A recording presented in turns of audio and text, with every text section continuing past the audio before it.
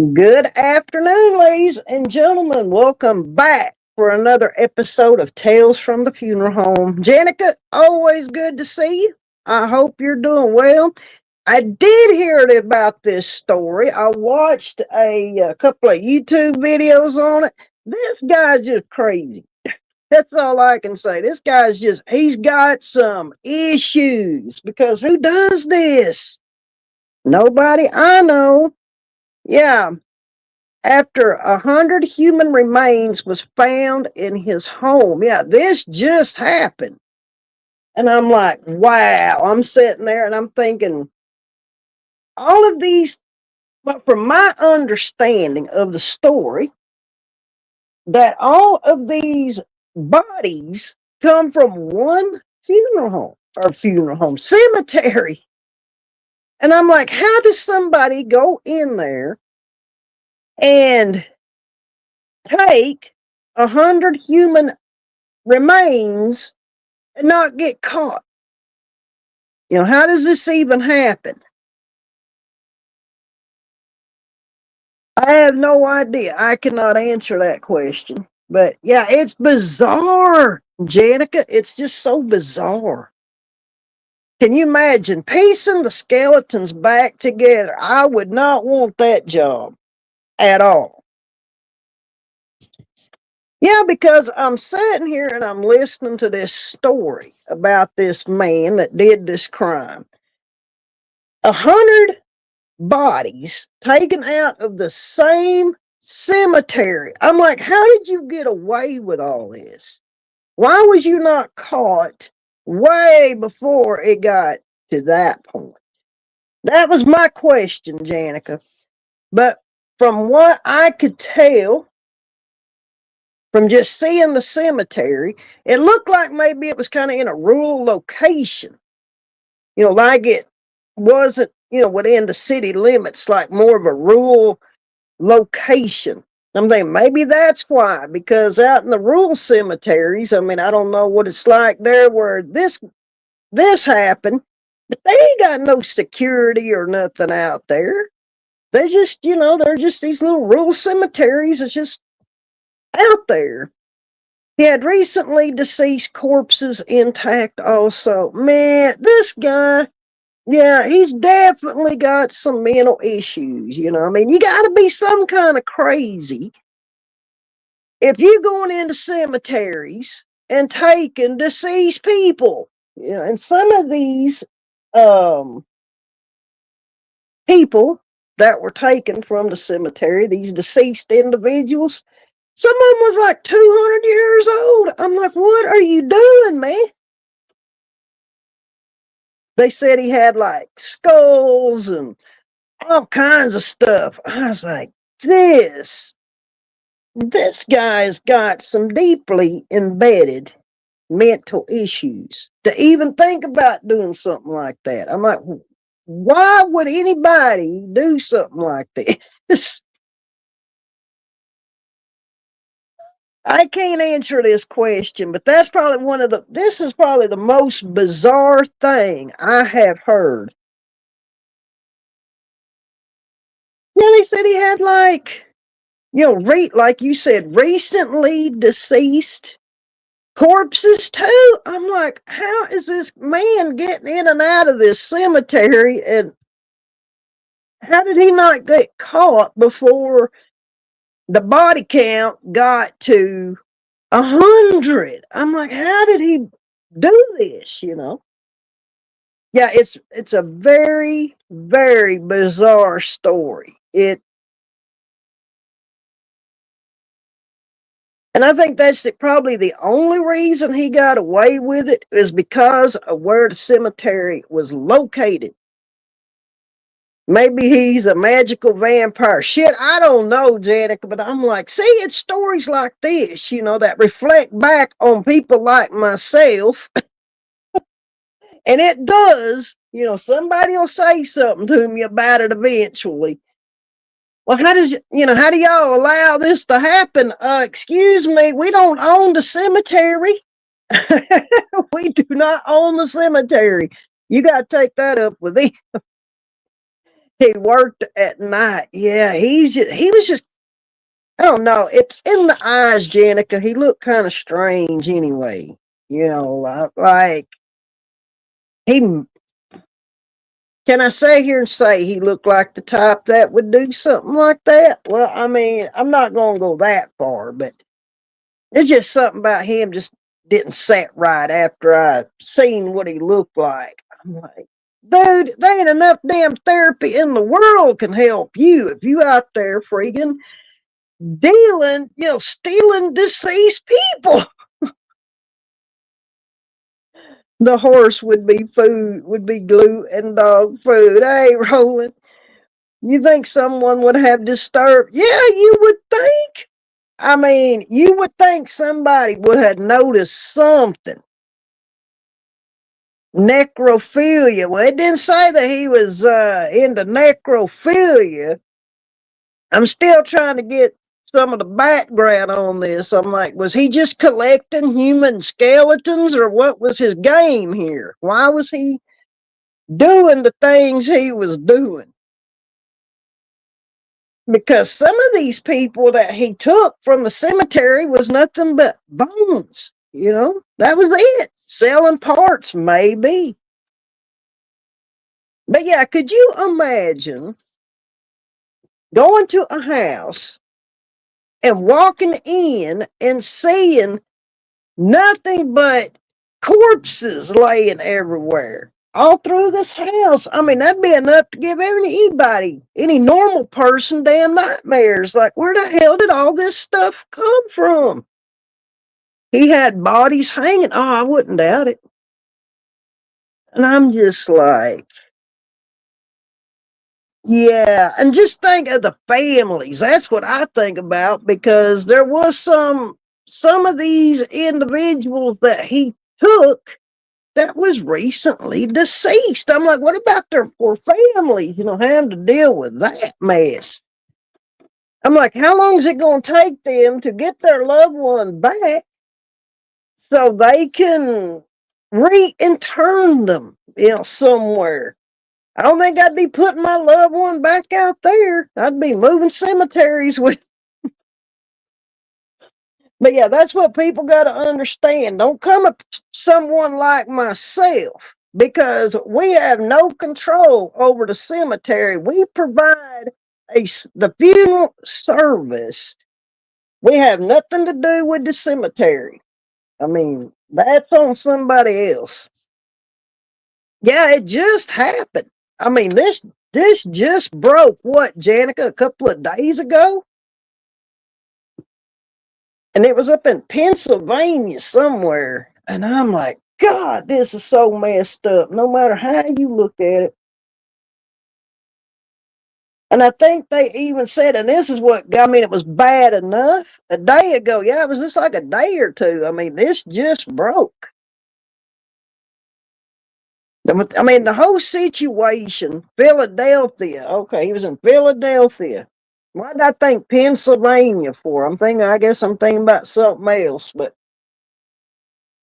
I look at this whole situation as a whole. Yes, it's terrible what happened to these individuals that he decided he was going to take. But what got me is they said there was even an infant in there. And I'm like, man, don't bother the babies. That was just makes it a whole hell of a lot worse in my eyes. Because he took, the child. I mean, it's bad enough, but when you start taking children, that just knocks it up to a whole nother level of freaking crazy for me. But I don't know. Wonder what they'll do with him. Because, man, that's like 100 charges of desecration to a corpse.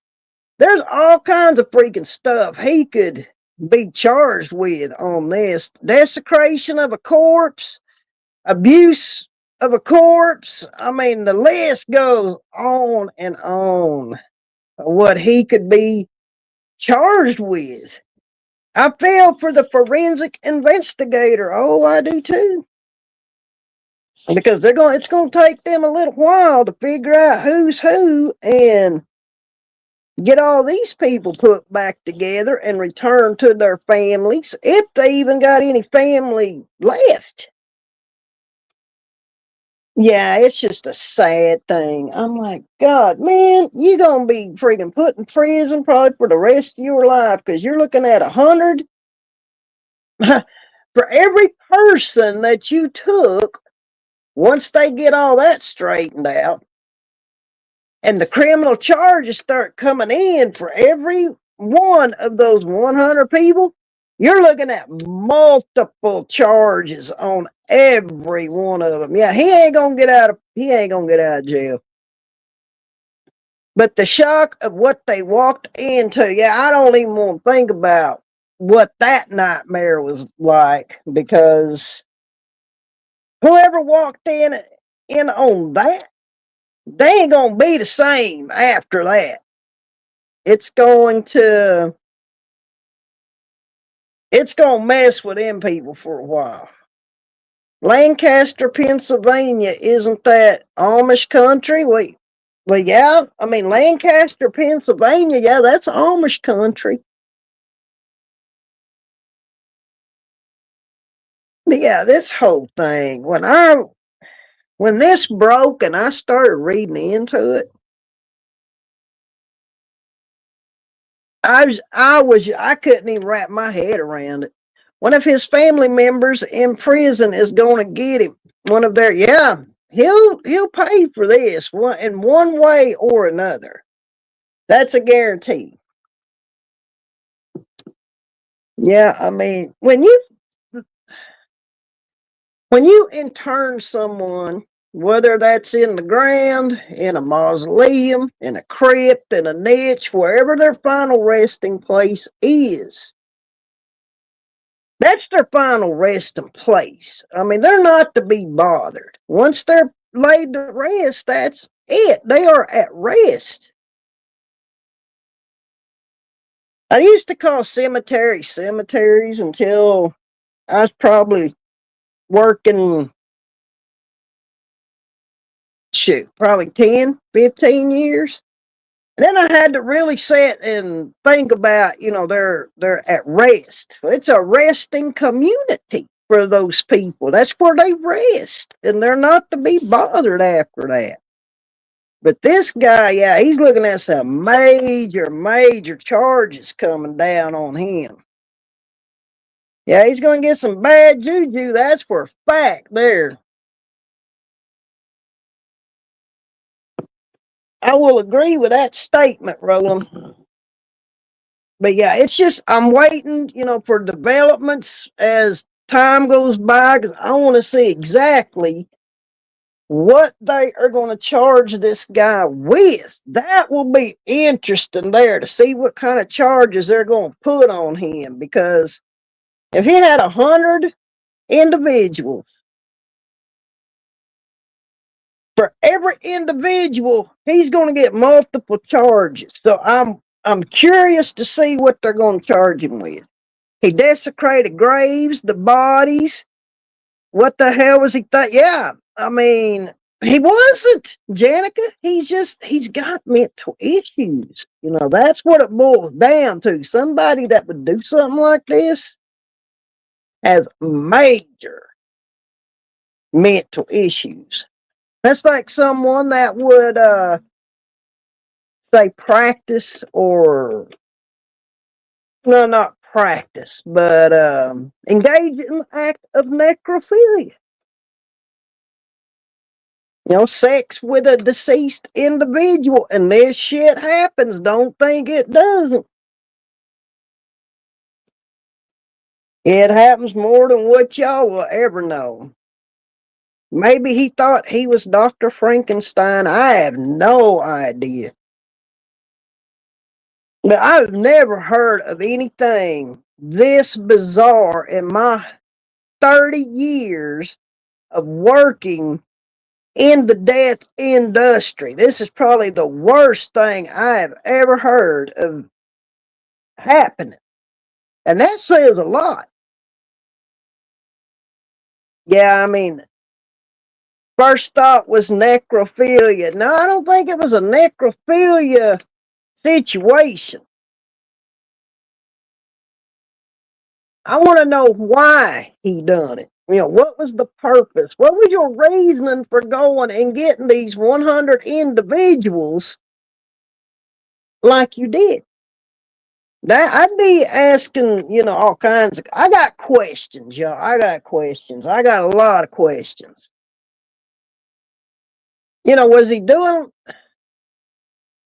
Was it like some kind of satanic ritual or something? I mean, we could really freaking start breaking this down, but we don't know why he done what he done.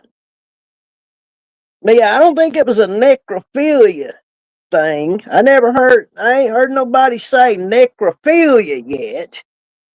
But nothing would surprise me either. I went through a lot of corpses to make, oh God, a skin suit to look like, oh God. Yeah, I don't even want to think of what he was planning on doing with all these individuals or what he was doing with them. But it's wild. It's a wild story. Maybe he was lonely and was making his own family. I have no idea. But me being me, I just don't think this man's right in the head. He's got some mental things going on. I mean, because normal thinking individuals, like we all are, we're not going to be doing this kind of thing. We're not going to be out there taking deceased people from their resting place. I mean, when we lay our family members to rest, we leave them there. We don't bother anybody else either. But this man ain't, he's probably got some deeply embedded mental issues, is what I'm thinking. There's something wrong with this guy. They were just hanging around. Oh, God. He seems a lot like Ed Gein. Yeah, I mean, it's just crazy. I mean, but if some of these people were deceased, as long as they're thinking, there's not going to be any tissue remaining. I mean, it would be skeletal remains only by that point. The more recently deceased individuals, yeah, there would be, tissue still left, skin, whatever. But a lot of the people probably were nothing but skeletal remains. And I'm thinking, well, what are you doing with all these people? Like I said, I got a lot of questions. I'm going to be following this story to see where it goes because I want to know exactly what he's going to be charged with. That to me is what's going to be interesting. He was a bone collector, Roland? Maybe. Guess there was a mausoleum for a family he robbed. Oh, God. Yeah, I mean, this whole thing's just terrible. I mean, me being me working in this profession, it bothers me. It really does because we don't want to hear about people that we took care of at one time or someone's family member that we took care of at one time being taken, or their place of rest disturbed in any way, because it affects even the people that's took care of it. So yeah, I'm just waiting to see. It is a very, very sad situation. My heart goes out to these families and what they're going to have to deal with now. Because now they have to wait to get their loved one back. Once the forensic investigator does their job and figures out who's who and who belongs to who, and they'll be making those phone calls to get in touch with their families and saying, hey, we've got so and so here. They got to go through the whole process again. They're already traumatized, probably. So this is just going to make it a lot worse on them. So yeah, my thoughts are definitely with them families that's going to have to deal with it, because they're going to have to relive all of this stuff over again. And for them to think, they disturbed my family members' resting place, it's going to mess with them for a while. Yeah, it's a real life horror story. That is true. That is true. So yeah, this just happened. So it may take a little bit for them to decide what they're going to charge this man with, because like I said, it can be a pretty lengthy list if they wanted to really push it. So I'm just going to wait to see what he's charged with. That's what I want to know. And like I said, and if they work the law right, those charges will be per person. Sadly, even the deceased can't rest these days. That's true. That is true. See, this is why I'm not going to be freaking buried. Just shit like this. Because you don't know what could happen. My family could freaking bury me, and somebody could come behind them and freaking dig my ass up. I mean, I ain't going to chance it. I ain't going to get put in the ground. Hell no. But I've never heard of this happening. I mean, not in these times we live in now. Now, back when, they had grave robbers. This is a proven fact. There were grave robbers. And a lot of stuff like this happened over in England during like the Victorian era. They would go and bury someone, because they had this medical school over there in England. Well, they would go and have these funerals, and the medical school would pay people to go out there and dig these bodies up and bring them to them so they could freaking do things to them. I mean, it was crazy. They need to boxcar him and make him serve the sentences separately. Yeah, they need to do something. Yeah, I mean, Jenica knows what I'm talking about. Medical schools, and back in the early 1800s, this was common because they needed bodies. So they would be like, okay, well, how many funerals, are they going to be having, and where? And they had people that they would pay to go out at night after the funeral and go dig these people up and bring them back to the medical schools. It was bizarre because the earth was already dug up. So they would go out there, they'd dig them up in the middle of the night, just take them out of the caskets, put the caskets back in the ground and cover it back up, and they'd take the bodies to the medical schools. I mean, this is fact. This is some things they did. They wanted a fresh body, yep, and you ain't gonna get much fresher than that. So yeah, the people that they would get to go and do this for them, I mean, they paid them well because they wanted the body. So yeah, grave robbers, it happened. So yeah, definitely early 1800s, earlier, this was a common thing. That's why I'm like, damn, I don't put my family member in the ground. We're going to put them in like a freaking crypt or somewhere else. I don't want my family member taken. But it's kind of stuff, that happened at night, in the middle of the night, that nobody even knew about. You didn't even know your family member was there or not. It's just, and it was sad. It's a sad thing. You think you're going out there to visit your family member, and they're not even there. The grave's there. Everything's there just like you left it. But somebody could have come in the middle of the night and took your family member and put their casket back in the ground and took them off to the medical school, and you'd never know it. Now you see why I want to crypt. Well, Roland, I mean, I agree with it because this whole thing here that just happened, I mean, I can understand you wanting to crypt because you just don't know, man. Somebody freaking roll up there in the middle of the night, just take you, and nobody would even know it. Because this guy took 100 bodies before they busted him. And it was I think from what I understood, they caught him on a sting operation.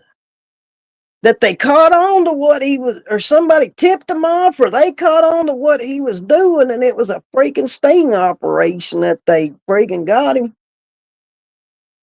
It's wild. Be my luck too. Yeah, that's me, Roland. That'd be my luck. They'd bring it, put my ass in the ground. Everybody go home. In the middle of the night, somebody come freaking dig me up, freaking take me off somewhere. That's just how my luck goes. I was like, nobody's gonna have a chance to even think about doing that because Luna ain't going in the ground. I'm gonna be in a nice urn sitting somewhere. You know, I'll be put somewhere, but I ain't giving nobody an opportunity to take my body. Heck no. We'll get you set up though, Roland. We'll find you that nice crypt, man. We can't do a crypt. We'll find you a nice mausoleum, you know, to go in. That way you're kind of protected. He broke into a crypt. Yeah, we can't do a crypt, Roland. You got to change your mind, man. We got to put you in a mausoleum. At least they lock the doors at night. Ain't nobody gonna get in there. He admitted to selling body parts. Oh, God. Yeah, this is God, man, people gonna be getting their family members back, and they ain't even gonna get all their family members back because they be selling their parts. Family can check me out. Yeah, we're gonna get you a mausoleum. We're gonna get you in a mausoleum, Roland. We ain't gonna worry about no damn crypt because they can break into that damn thing too. So you ain't safe there. We'll get you in a mausoleum, you know, one of them inside ones where they got security and shit, and the doors are locked and nobody can get to you. I don't want any of my friends freaking taken in the middle of the night. If you're at rest, that's where I want you to be, at rest, not freaking getting stolen. Parts is parts. Yeah, Janica, it's just terrible. Yeah, it really is bad when you think about it. Uh, yeah, I really don't. I just want to know what they're going to charge him with. But my thoughts keep going back to the family. You know, that's what I'm thinking about. All these families. I'm like, this is just a bad nightmare to them. I wouldn't even know what to think. I know first thing I would think, you gonna go out there and dig my family member up? Yeah, you better be glad you in jail because I will make arrangements. I will make it my point for you to meet your maker. Oh, I'd be lit over that. I'd be like, you better keep him locked up. You better not even let him out of your sight because I'm waiting for him. I'd be so mad. That'd be like somebody, you know, going and digging one of my family up. Oh, hell no. I'd be so pissed. Then I'd probably just sit and cry, you know, for 2 or 3 days. I'd be like, damn, am I even going to get them back all in one piece, you know, or am I just getting something? You know, I don't even know what I'm getting back. I would not, yeah. That's why you know, me being me, that's why my heart is going out to those families because it is a sad situation. He could dig his own grave. Oh, no doubt. Be like, well, first you're going to dig your own hole, and then I'm going to put you in there. How's that? I would. I would have got so mad. I'd be like, no, I ain't cremating your ass because that's too damn good for you. You know, I'm just going to throw you in a damn, I'll make you dig your damn own grave, and then I'll make sure you stay in it permanently. This is just me and you out here in the middle of these woods. Yeah, ain't no damn telling what I'd do. I would have first. I'd have just been severely pissed off. And once I got over that, then I'd probably sit and cry for 3 or 4 days. That's probably what I would do. Thinking, damn, I've got my family member, but I don't know if I'm getting them all back or not. That's what would bother me. Am I getting them all back? You know, hey, man, make sure, they got all their parts before you hand them back to me.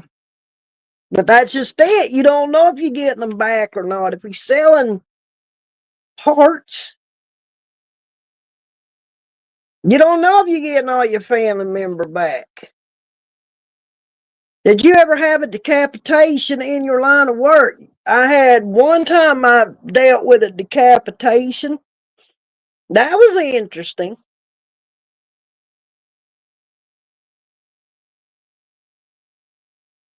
Now, the medical examiner, because there was an accident, these 4 young people was in this accident, the driver got decapitated.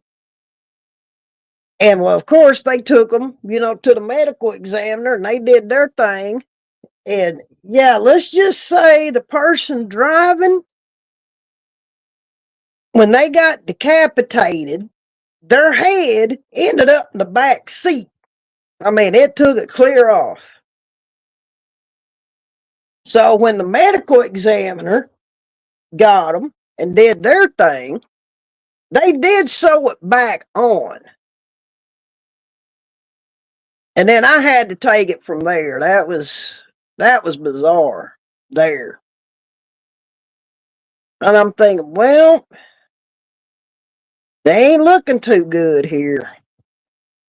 So the family come and met with me, and I'm like, well, and they was like, well, we want to see him. I'm like, no, you don't want to see that. You do not want to see that. I said, I don't think I could even do enough work on them to make them look normal. I mean, there's just some things in reality you just cannot fix back no matter how good you are. It just ain't going to happen. I mean, I could have covered the sutures and did all that, made that all go away. But you're talking major facial damage that is just beyond repair. Is it just like crushed their face? And I'm like, I have nothing to work with here. No bone, no anything. And so, yeah, I mean, after sitting with the family and the dad was like, well, how bad is it? And I was like, well, I said, in my own judgment, and even as good as I am, and this is my specialized area, I said, I cannot, there's no way. I said, there ain't enough stuff to make this look right. I said, you do not want to see them? Let's just leave it at that. I said, because it's bad enough, the situation. I said, I wouldn't advise it. So they didn't even, even have a private viewing or nothing, because I was always honest with families I took care of. But I knew when I went to the medical examiner's office and got him back, because I didn't look at him there. I looked at him when I got him back to the funeral home. I knew that was way too much. I was like, I have nothing to work with. No, I mean, nothing. There's nothing I can do. And for me to just come up with that by looking at somebody, that pretty much told you how bad it was. I mean, there was just nothing there. So they just, didn't have a private viewing. They're like, no, we don't want to see him like that. Had a closed casket service. I said, well, if we're going to do a closed casket service, yeah, I can embalm them, but it's going to be temporary. It's like embalm them and put them right back in that cooler, because with the decapitation, the embalming fluid didn't get to go through the whole, because it goes into the head and everywhere. It didn't get to make that complete circle.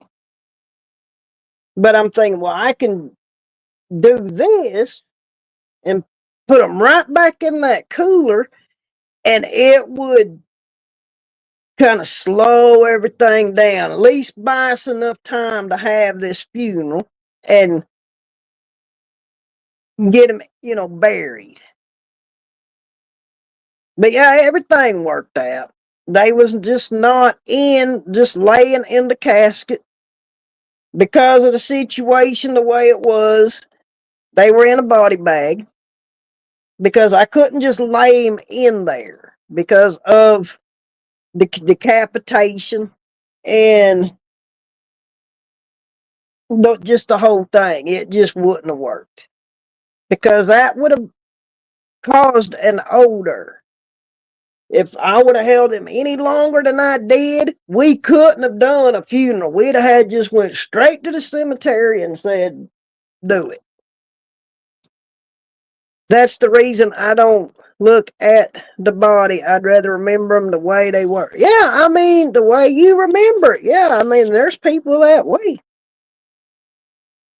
But for me to open up a body bag, just look at somebody and just zip it up and be like, there's nothing I can do with this, that says a lot. Because I didn't always try to do something, but when it's that bad, there's nothing you can do. I just had to make the judgment right then. I was like, I could be here 24 hours working on this and probably still couldn't fix it back to my standard anyway. I'm like, no, I just can't do it. I mean, I just had to tell them I can't do it. They didn't get mad about it. They just asked me how bad it was, and I tried to explain it to them, maybe not in so much graphic details. They knew they had been decapitated. They knew that, but they didn't know the extent of the facial and head injuries. So I tried to explain it to them in a way that maybe wasn't so graphic, so they could kind of get an idea of, well, this is why I can't do anything. They got it. They're like, oh, okay,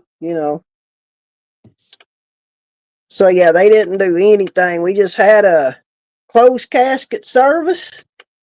Went to the cemetery. A couple of days later, they're like, well, how long can you hold him? And I said, well, once I do the embalming, I said, that's not even going to be a full 100% embalming. I said, I could put him, I didn't tell him I'm going to put him right back in the cooler, but that's what I'm thinking. I said, you're probably looking at a couple of days. So yeah, it was a quick turnaround on that funeral because I just couldn't hold him. But yeah, there was 3 of those 4 young people that was in that accident. 3 of them did pass away. I only got 1 of them. I got 1 of them. The other funeral home in town got 1 of them. And then the other one, they had their funeral home was in a town, a couple of towns over. So, and then only 1 survived. It was 2 young men and 2 young women. Only 1 of the girls survived it. And she was the one sitting behind the driver. I mean, I can't even imagine what she was thinking. But yeah, she was the one sitting behind the driver. And the only thing that saved her was she ducked down. She was almost in the floor of this car when all this accident happened. So it's wild. I mean, pushed off a 7-story hotel. Oh Lord. Well, I'm sorry for your loss, Cheryl. I mean, I hate hearing stuff like that. 2 months before graduation and then was leaving for the military. Yeah, it's sad when it's the young people, like this, that their life's just starting. That was always the hardest ones for me. If I was being honest, the young people always got me because I'm thinking, you're how old? 17, 18, your life just started. You just now starting to live life. Getting into your adult years and your life's just starting, but for whatever reason, you didn't get to go on with it. However, you left this world, whether that be accidental or whatever. But yeah, I have to admit, that was always the hard part. Because I to be thinking about them and be like, oh, you're just young. It ain't fair. They didn't get to live a long time. They didn't get to live life. They just now become, this age, getting ready to move into adulthood, and you know, and now you don't get to do anything. You'll never get married. You won't ever have a family. You won't get to go and have all these life experiences like all your little friends are. I mean, that always bothered me. I still done my job, but in the back of my mind, it bothered me. He had to be cremated. One side of his body and head was crushed. Oh, I believe that, falling at that distance. He was going to tell us about the Halloween funeral. Yeah. All the what ifs. Yeah, Roland. There's a lot of what ifs sometimes when you lose a child, too. There's a lot of what ifs. Well, what if they would have grown up, What if they'd have got married?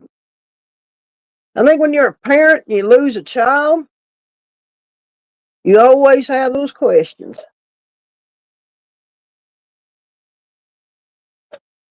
The Halloween story. I was getting there, Janica. I get sidetracked talking about everything else but what I need to be talking about. But it all pertains to what we're going to be talking about in here eventually.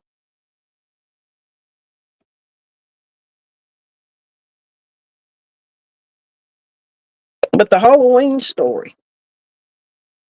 I'd be no good anymore if something happened to one of mine. Well, you say that, Roland.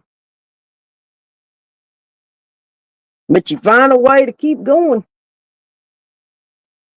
That I can tell you from personal experience.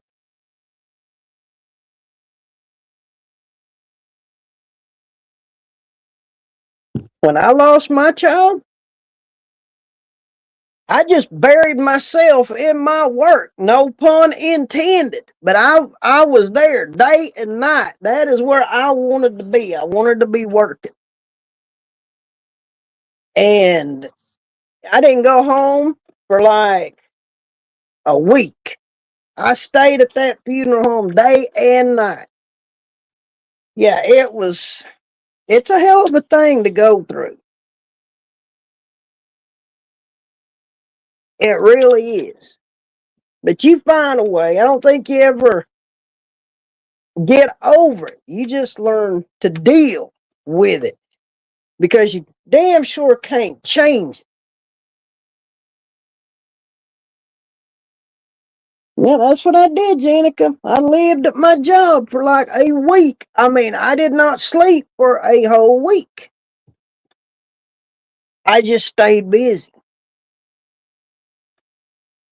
Because I'm thinking if I'm working, I don't got to think about it. That was my rationality. If I'm working, I'm not thinking about what just happened. So I tried to keep myself busy.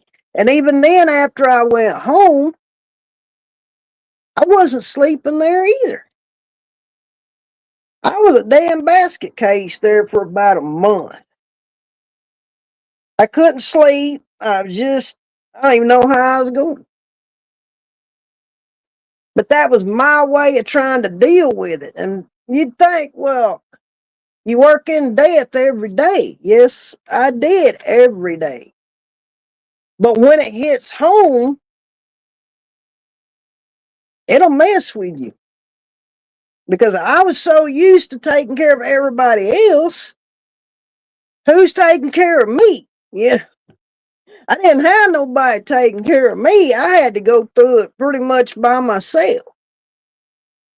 So yeah,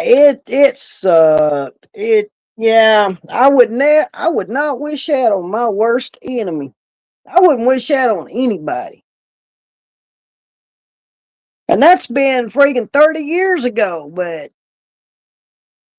I think, do you ever get over it? No, you don't ever get over it. You just learn to deal with it.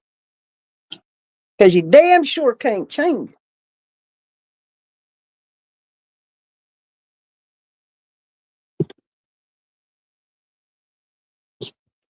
But you just deal, with life. You do what you got to do because you got to keep going. I had, two other kids to raise. That was before I had my youngest son. This one was between my youngest daughter and my son. And I'm thinking, I got two daughters at home.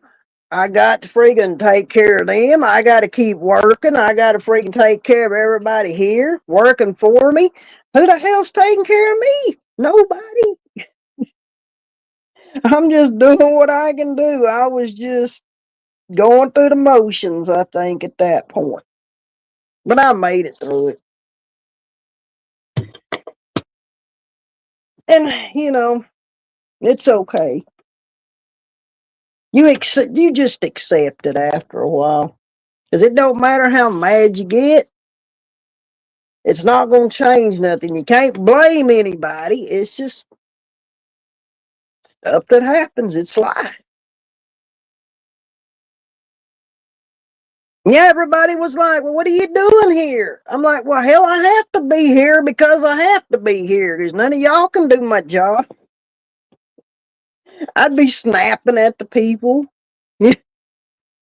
because they was shocked. I was freaking just working every day like nothing ever happened. And they'd be like, damn, why ain't you home? And I'm like, I can't be home. I got to be here working because none of y'all can do my job.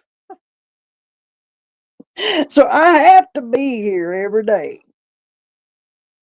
But maybe that's what helped me get through it. I just worked all the time, kept myself busy. Hard times that make good people. Well, I would like to think that, Roland. We forget about ourselves in moments of family trauma. We're too busy helping others. Oh, that's fact. Because that's what I sat there one day in my office. I'm thinking, I've had to deal with all of this that's happened to me. I'm so used to being on this side of the table, helping everybody else. But now it's like, who's going to help me? I ain't got anybody to help me.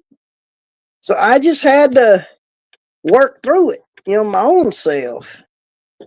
But like I said, 30 years, that's been a lot of time has passed. And I thought, well, maybe, I kind of look back at it now. Yeah, I'm going through it myself. I was able to help other families that went through it because I could relate to those people on a very personal level. So it helped me help them even better. Is how kind of the takeaway I got from it after I really had time to sit and think about it. I'm like, I went through the damn nightmare. I know exactly how you feel. Been there, done that. So I think it maybe helped me take care of other parents. You know, that maybe they experienced the same thing. Because we was on the same playing field at that point. And every family I took care of that went through that, which was many over time, I was like, I sat in your seat. I know exactly how you feel. And when they knew I went through it too, especially the moms, yeah, it was, it made it a lot better. Because I could, I was there with the moms on a personal level at that point, because I could relate to them. So they had no problems opening up, and talking to me. Some people play forever victim, playing people's feelings for profit. Yeah, I mean, I never did that. I dealt with my shit and I freaking moved on because I still had a job to do. I had other people I had to take care of. And hell, Jenica, nobody knew this about me for a long, long time. And I've been around YouTube forever. And it was just about a year and a half ago before I ever said anything. And the only reason I did at the time was we was over at the den and one of the subscribers was talking about her daughter having a miscarriage and losing her child. Now, I didn't have a miscarriage with my son. I was 8 months pregnant when I lost him. So I was almost to the point where he was going to be born. So yeah, that's when I first said something about it, was back then. Nobody knew that about me, but I don't sit and play forever victim. Well, this is what happened. This is what I dealt with. And I just kind of leave it at that. Yeah, I've seen a lot of people do that too, Janica. A lot of a lot of people would do that. That's something I just kept so damn private because,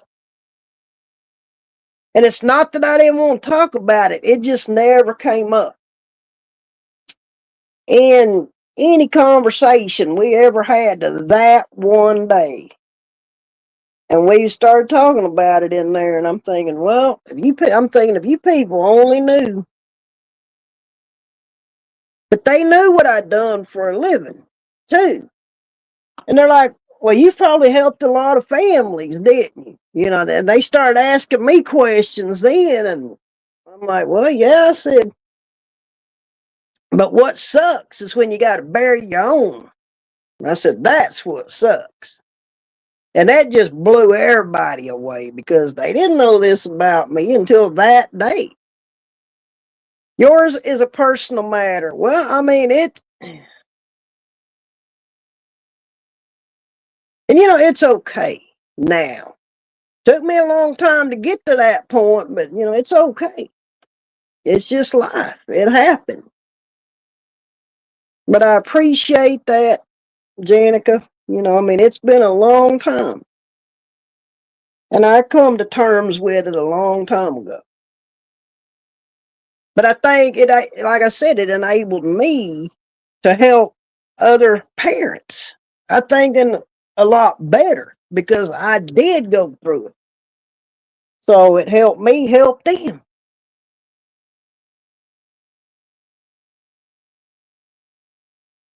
But anyway, we're going to move on. Because, man, you start talking about, stuff like that, and it can turn real sad real quick. But the Halloween funeral, I got a couple of stories about a Halloween incident. Well, one Halloween funeral and one Halloween incident, and that you'll probably get some laughs out of that one. The funeral, there was funny parts to it too, so you might get some laughs out of this one too. I don't know, but I will tell you about the Halloween funeral. There was a young lady in my hometown. She was 23 years old. Just turned 23. Now this young lady, she was a college student. She worked part-time. She was all about creepy stuff. That was her thing. She liked creepy things and spooky stuff. Not that she was a goth or anything like that. She just liked that kind of thing, I guess. And every year, from the time she started working when she was 16, how these kids get these jobs after school and on the weekends. Well, she went to work. She made a point every year. She would save her money all freaking year.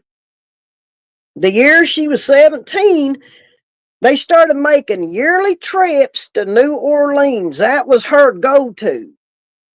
So the whole family would go, her and her sister and her mom and dad. Everybody go on this family trip to New Orleans, and she'd go, they'd all go down there. Hey, Lady G, and go down the French Quarter and go to St. Louis Cemetery 1 and 2 and take in all the spooky things there. I mean, that was her thing. The walking ghost store, or the ghost hunt stuff and the haunted stories and all that. Anne Rice, was her favorite author, and she was from New Orleans. So maybe, I don't know if it was the books that drawed her in or why she got, this is where we got to go every year. It was like a big family thing. They'd all go down there every year. So right after she turned 23, she got diagnosed with ovarian cancer. And women, we know, ovarian cancer that's a pretty serious thing. When you get ovarian cancer, it usually does not end well. And that's what they told her. It was advanced, and treatments probably wouldn't help her. So she took it upon herself. She made the decision. I'm not going to do any treatments. I'm just going to go on hospice and live out the rest of my time. Which her parents were fine with it. They're like, well, you're an adult. You can make your own medical decisions. And she said, I'm not going to do it if they can't make me well. They've told me there's nothing really they can do. What, buy me 2 or 3 weeks? She said, that's not even worth it to me. Could have. I read all the Anne Rice books. Yeah. I mean, it does make New Orleans enticing. I've not read all of her books. I've read some. But yeah, that was like a family pilgrimage to them. Every year they'd have to go to New Orleans and go do all this stuff, because that's what she saved all her money she made working just to do that trip. And from Oklahoma to Louisiana or New Orleans ain't that far. I mean, you could drive that in probably 13, 14 hours. It wasn't a long trip that they had to make. So that's where they'd take her every year. Well, she got diagnosed. She's on hospice. And, she had and couple of aunts that were florists, and they did, nice flower arrangements and stuff. And she said, I want you all to do all my flowers for my funeral. I mean, she laid it out how she wanted it all done. You're going to do all my flowers. You're going to do my casket piece. Everything's going to be done in purple and black. And she told them, do it like this. I mean, she told them everything she wanted as far as the floral arrangements went. Well, her mother called me one day and introduced herself and kind of told me the situation. and said she wants to come, we want to come up there because she wants to make her funeral arrangements with you. And I'm like, wonder how many beads she had. I don't know. I don't think they went during Mardi Gras. I don't think her parents would have took her to Mardi Gras, her and her sister. So I'm sitting there and I'm like, damn, this is bad. That's what's going through my mind. And I'm like, okay, tell me when you want to come, what time you want to come meet with me. I said, I'd be happy to sit down and do this with y'all. So the next day they was there, said, oh, we can be there about 1. And I'm like, well, she said, we got to do it while she's still up to doing it. That while she was still feeling good. These were things she wanted to do. I'm like, all right, be here tomorrow at 1 o'clock. So they came up. She was such a sweet girl, too. Just a normal 23-year-old kid that just happened to like a lot of creepy shit. And there's nothing wrong with that. And she come in there and she said, well, I guess my mom told you what's wrong. I said, yeah. And she said, well, I'm here to plan my funeral. And I'm thinking, well, you're over the age of 18. Yeah, you can come in here and sit down with me and plan whatever you want. And she said, but I don't know if you can do what I want. And I'm like, well, as long as it was within my legal things, I can do just about anything you want. And she's like, okay. She said, I have ideas of what I want. She wanted a black casket. Okay, well, I can get that. Let's go take a walk. I said, if you need to sit down, let me know. We'll get you a chair. She said, no, I feel good. I'm feeling good today. I was like, all right. So we went back to the showroom, and her parents just kind of stood back and let her do what she needed to do, because her thing was, if I do it, they don't have to. It's kind of like, in her eyes, she was taking the burden off of them, but yet mom and dad still got to pay for it, but she picked out all her own things that she wanted. And she said, she went over to one of these caskets I had, and she said, I like this. Can you get this in black? I said, yes, I can. Beautiful casket. It would come in black, and it had the silver bars on it. I mean, it was a beautiful casket. She said, but we got to change some stuff. I said, well, what do you want? She said, I want this casket. I want it in black, but I want the inside in purple. And I'm like, damn, can I do that? Can I get this in purple? Because I'd never had anybody ask me. And I said, well, let me go grab something real quick. I went up to my office and got the catalog, because that would have told me if they could have done it in purple. And sure enough, they could have done it in 3 different shades of purple. And I said, well, here's what they got. This is this casket, but we're getting it in black, but this is the options you got. And she said, and it was like a royal purple, like a deep purple. She said, that's what I want. And I'm like, okay, I can get it. And she said, all right. She said, that's all I need. She said, when the time comes, she said, my mom will bring you my clothes. And I'm like, okay. But she was very calm about it. That's what got me, just how calm she was. So I'm like, damn, I know people in their 50s that couldn't be this calm. And I mean, it was just like nothing to her. Like she was shopping for her own stuff. And I'm just like, I don't know anybody that can be this calm. But that's what she told me. She said, we come up here so I could pick my stuff out so they wouldn't have to. And I'm like, okay. So we went back in there and sat down. And I was like, well, I'll get this. This is what you want. So this is what I'm going to order when I need it. I said, we don't need it right now, but I know what you want and I can get it. And she said, well, my two aunts are making all my flowers, so they know what to make, and they've already started ordering stuff because it's going to take them a while. And I'm like, damn. Yeah, I'm just sitting there just kind of looking at this kid like, you're just too damn calm about what's going on here.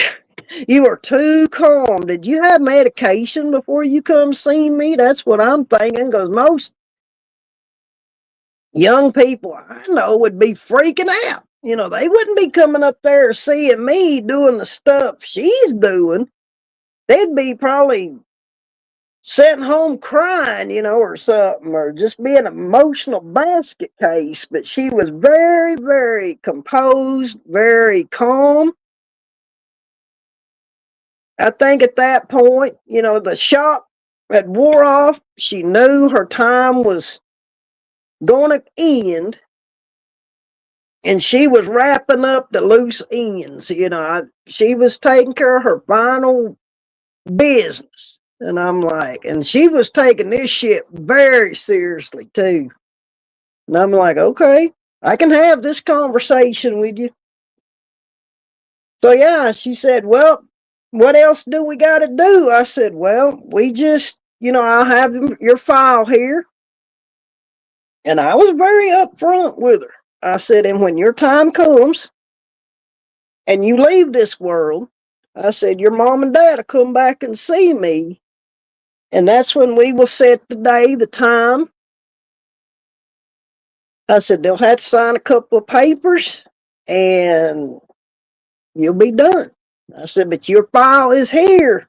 I said, so she said, and make sure you're the one comes and gets me. I said, well, I'll be there. It'll probably be me and one of my coworkers or my employees.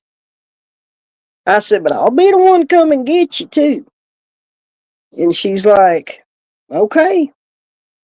I mean, and that was it. You know, her parents paid for her stuff and they left. Yeah, she had time to process it. You know, she was past the shock factor, you know, at that point, I think. And I'm sitting there and I'm thinking, what the hell just happened? You know, I mean, a 23-year-old kid just walked in here and planned their own damn funeral. This does not happen.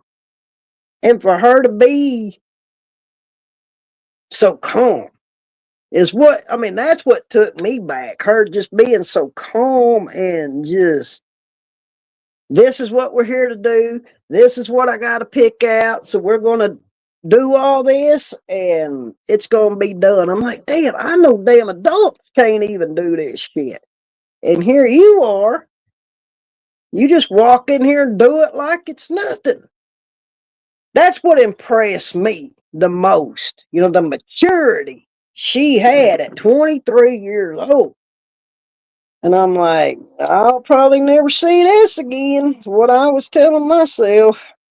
Because, you know, it ain't like the young people are just beating my door down to come and plan their funeral or nothing.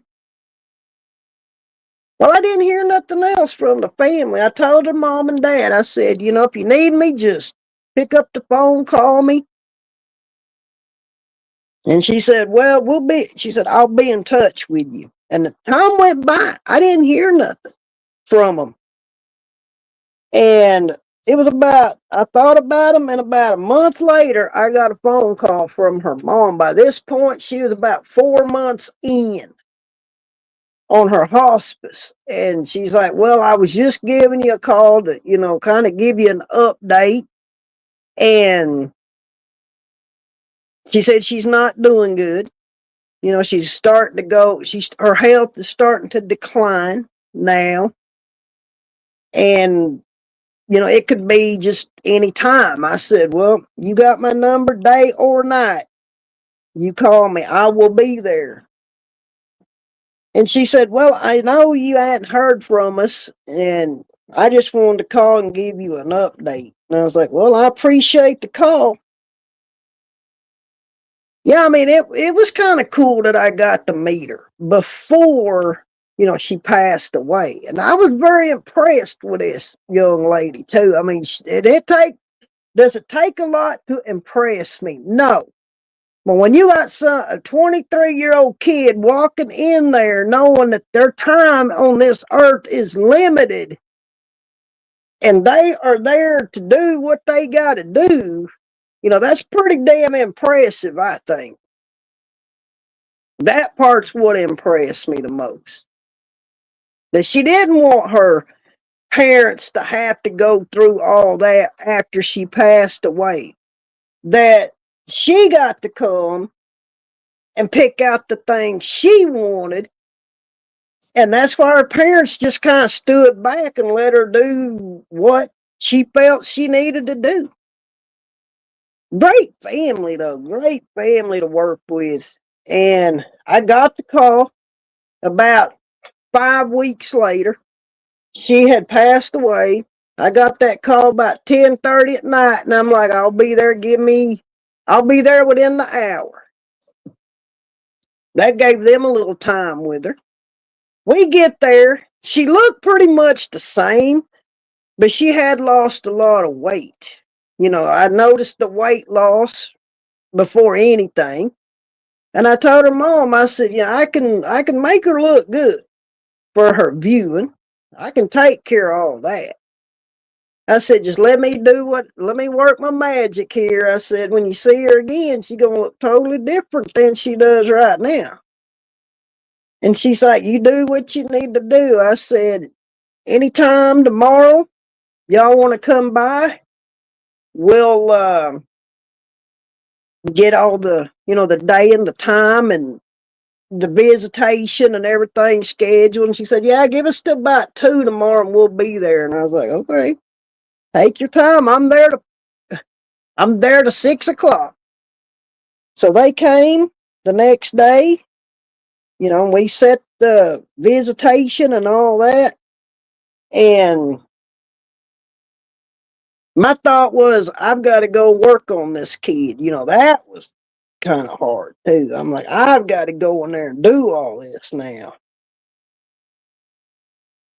So that night, me and her, we spent a lot of time together once that door closed and that business closed for the day.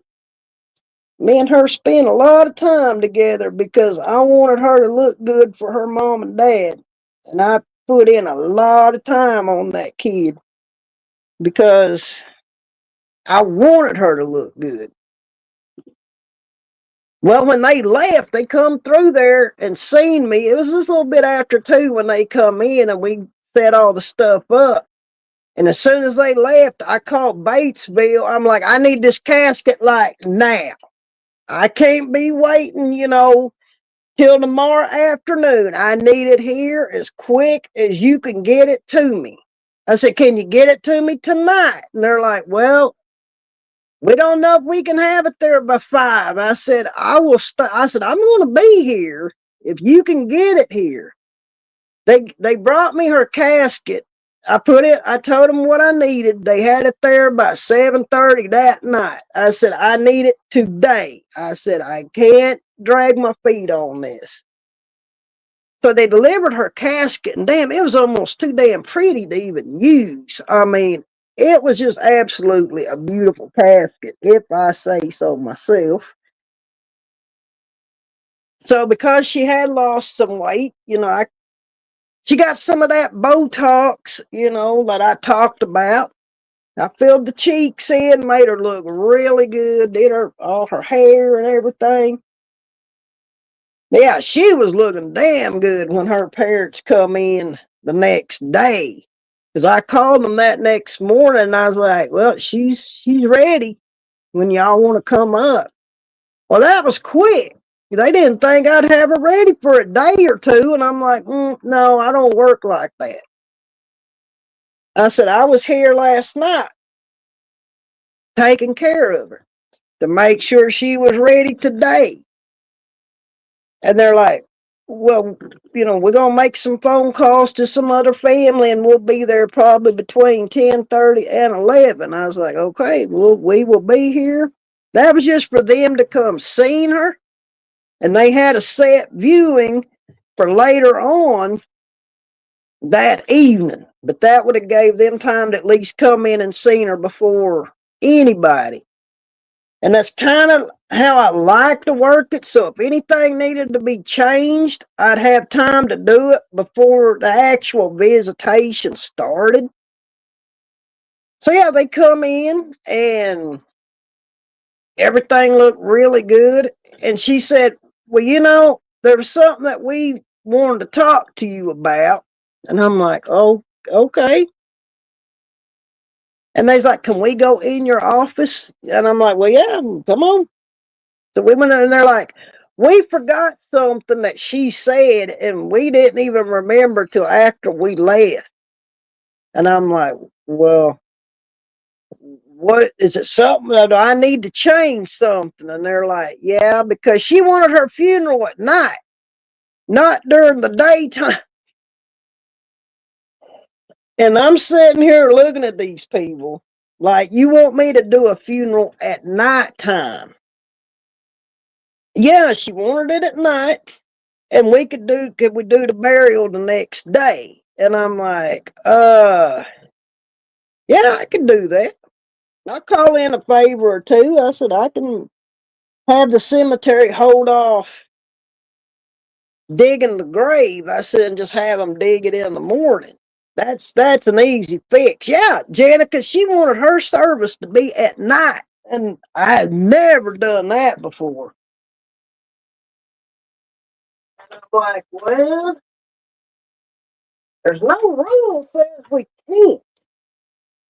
I mean, you can have a funeral anytime you want it, but traditionally, it's during the daytime hours.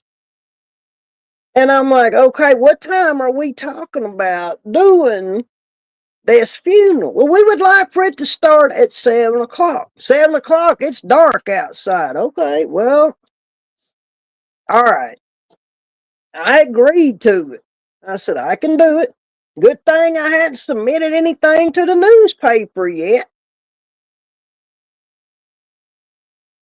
So her funeral would be at 7 o'clock at night. I sat there, they left, and I'm thinking, what the hell are you doing? But I just couldn't get past this kid. You know, I'm like, no, if this is what she wanted, I will do it. If this is what she wanted, how she wanted it done, I wish you'd have said something that day. But it didn't really matter. I was like, okay, 7 o'clock at night. I'm telling everybody else we're going to have a long night. Why? I said, that funeral ain't going to start. We're going to have it at 7 o'clock at night. And they're looking at me like I'm crazy. Well, in the meantime, the next morning, the mom and some of the couple of other family members showed up at the funeral home, and they had a couple of boxes of stuff. And they're like, do you got a table? You know, we could set some of her things up. You know, like some of her little knickknacks and stuff like that. And I'm like, well, yeah, we could set up a little table and where people could see this stuff. I'm thinking, I ain't got a problem with it. You should have seen some of the stuff that they brought. I'm like, yeah, a lot of stuff she had gotten in New Orleans on her travel, you know, when they'd go down there for their family vacations and just all kinds of things, you know, she had. And I'm like, well, you set this table up however you want to set it up. I'll let y'all handle that. I can provide it for you. She had like voodoo dolls and all kinds of stuff. I mean, they brought a couple of her favorite Anne Rice books and a couple of her favorite movies, and it was just a miscellaneous box of stuff, you know. And I'm like, well, okay. And she had this stuffed raven that was on like this piece of wood that she had saved her money up and bought. That was one of her favorite things was her raven. So they had that set up on the table. I didn't see no shrunken heads, but yeah, the voodoo dolls, I remember them. I remember the movies. I remember the books, stuff like that. I'm just like, hey, each to their own. If this is the kind of thing she collected, then all right. But she just likes spooky, weird things, I guess. But so they got this table all set up. I've not been to a night funeral, but they used to sit at church all night with them and people would come and go. Yeah. Yeah, I mean, they still have wakes like that in Oklahoma. I did a lot of wakes back then, especially in the Native American community. This is what they did, but they would take them to their homes instead of to the church because they'd sit up with them all night. And then usually we'd bring them back to the chapel and have the funeral there, or if they had a church they attended and they was having the funeral there, we'd take them to the church. But yeah, I mean, I went to a lot of wakes over my time. And not so much here now. Yeah, they still do this back where I'm from. So they get the table set up, and the mom's like, well, my two sisters will be delivering her flowers for her service probably late this afternoon. Okay, I'll be here. So about 4 o'clock, here they come with all these flowers. And man, they did a damn good job with them. I mean, they look good. They really did. There's all artificial. But yeah, a big casket piece, and then they had the two arrangements that stood on each side of the casket. And then they made an arrangement for the table where all her stuff was at. All you could see was just purple and black flowers everywhere. I mean, everywhere. And then they brought in two other boxes, and I'm like, well, what's in these boxes? And they're like, well, these are her candles that we got. And I'm like, how can you have a bunch of freaking lit candles going in my chapel? You gonna burn the place down is what I'm thinking. They were all LED candles. And I'm like, so what are we doing with all these candles? And they're like, well, we're just going to set them up everywhere because this is the only light you're going to have. And I'm just sitting there looking at them like, we're going to be having this funeral in the dark? Is that what you're telling me? That's why we got so many.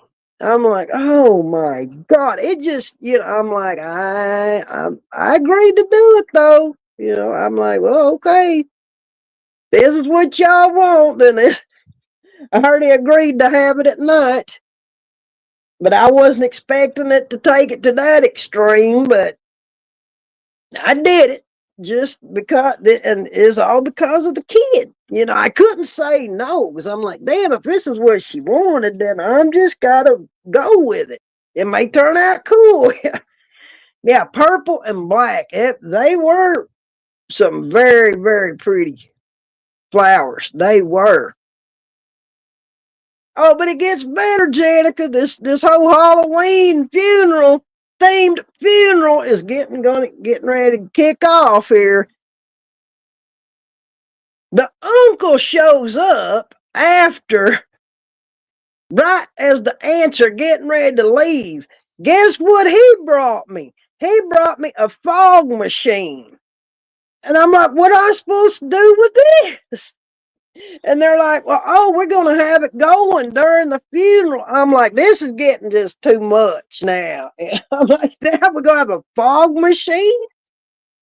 Okay. I agreed to it, Janica. I agreed to it.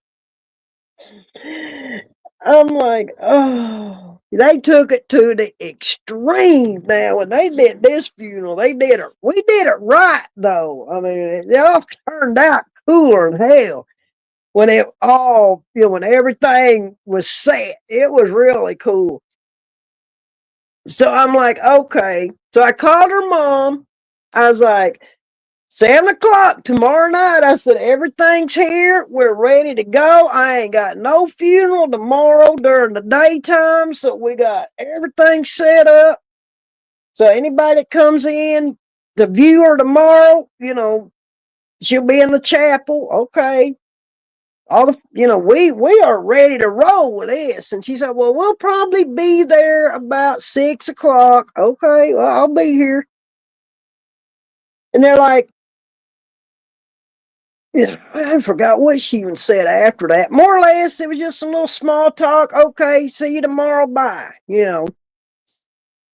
Well, we opened the door. Well, I mean, we didn't open the door coming from the outside coming into the foyer to go to the chapel till about 5:30. Yeah, I mean, somebody did film it. One of her friends filmed it for her mom and dad. And I'm thinking, damn, I'd like to go back and watch that because it had to end up being probably one of the coolest funerals I ever did. And the only, per se, themed funeral I ever did because it was all Halloween themed. Everybody that showed up, this was the instructions that her mom and dad put out to all her friends. When you show up for this funeral, show up in costume because it's a Halloween themed funeral. Everybody that showed up was dressed up in some kind of costume. I mean, I had all kinds of freaking characters running around in my freaking chapel. Everybody from a Dracula to a flapper girl to a doctor. I mean, everybody coming there dressed as something in a costume. I'm like, had some zombies in there, some witches. I mean, it was quite the thing to see. And they're like, after everybody comes in here, and they had these lights just all over the place, these LED candle lights. And they're like, well, once everybody's in there right before it starts, turn the lights off. But even with that, there was so many candles because them candles even lined they was one at each end of the pews going up the aisle. And then they just placed them all over, so it would be really lit up in there. The fog machine's going. So it was quite something. So when we shut the door, as this funeral was starting, I hit the lights and turned all the lights off.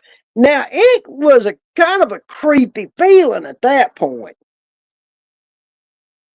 I'm like, I have never done this before. I'll probably never agree to do this again. I mean, you're sitting in a funeral, you got all these LED lights, and then that fog. It just kind of gave it an eerie feeling in there for some reason. And I'm like, this is just so freaking crazy. I can't even believe I agreed to do it. But on the flip side, it's kind of cool too. How many fainters did I have? I didn't have any.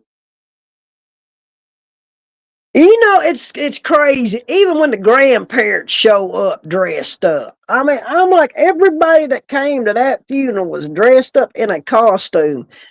Me and my employees were the only ones that was dressed in regular clothes. So we just go with it. They're like, hey, don't think nothing bad. Just go with it. Cause man, I started worrying then. I thought, damn, if this gets out that I did this, this might ruin my reputation in the town. So I'm like, nope, I'm just gonna go with it. What else can I do? This funeral has started. I should have rethought this a little bit. You was the Adams family. Yeah, we was the only normal dressed people at the funeral home that night. Everybody else was dressed up in costumes, but it wasn't a sad atmosphere either. It wasn't like this, you didn't feel this sadness like sometimes you do when you go to a funeral. It's like people were smiling and there wasn't no feelings of sadness there. Yeah, I had concerns, people, because I'm like, damn, if this gets out that I freaking did this, my whole damn reputation in this town is ruined. I might as well just freaking shut the doors now. But actually, as people found out about it, they thought it was pretty cool that I agreed to do it. And I'm like, well, if it wasn't for that kid, I probably wouldn't have. But these were things she wanted done. Well, the funeral was over.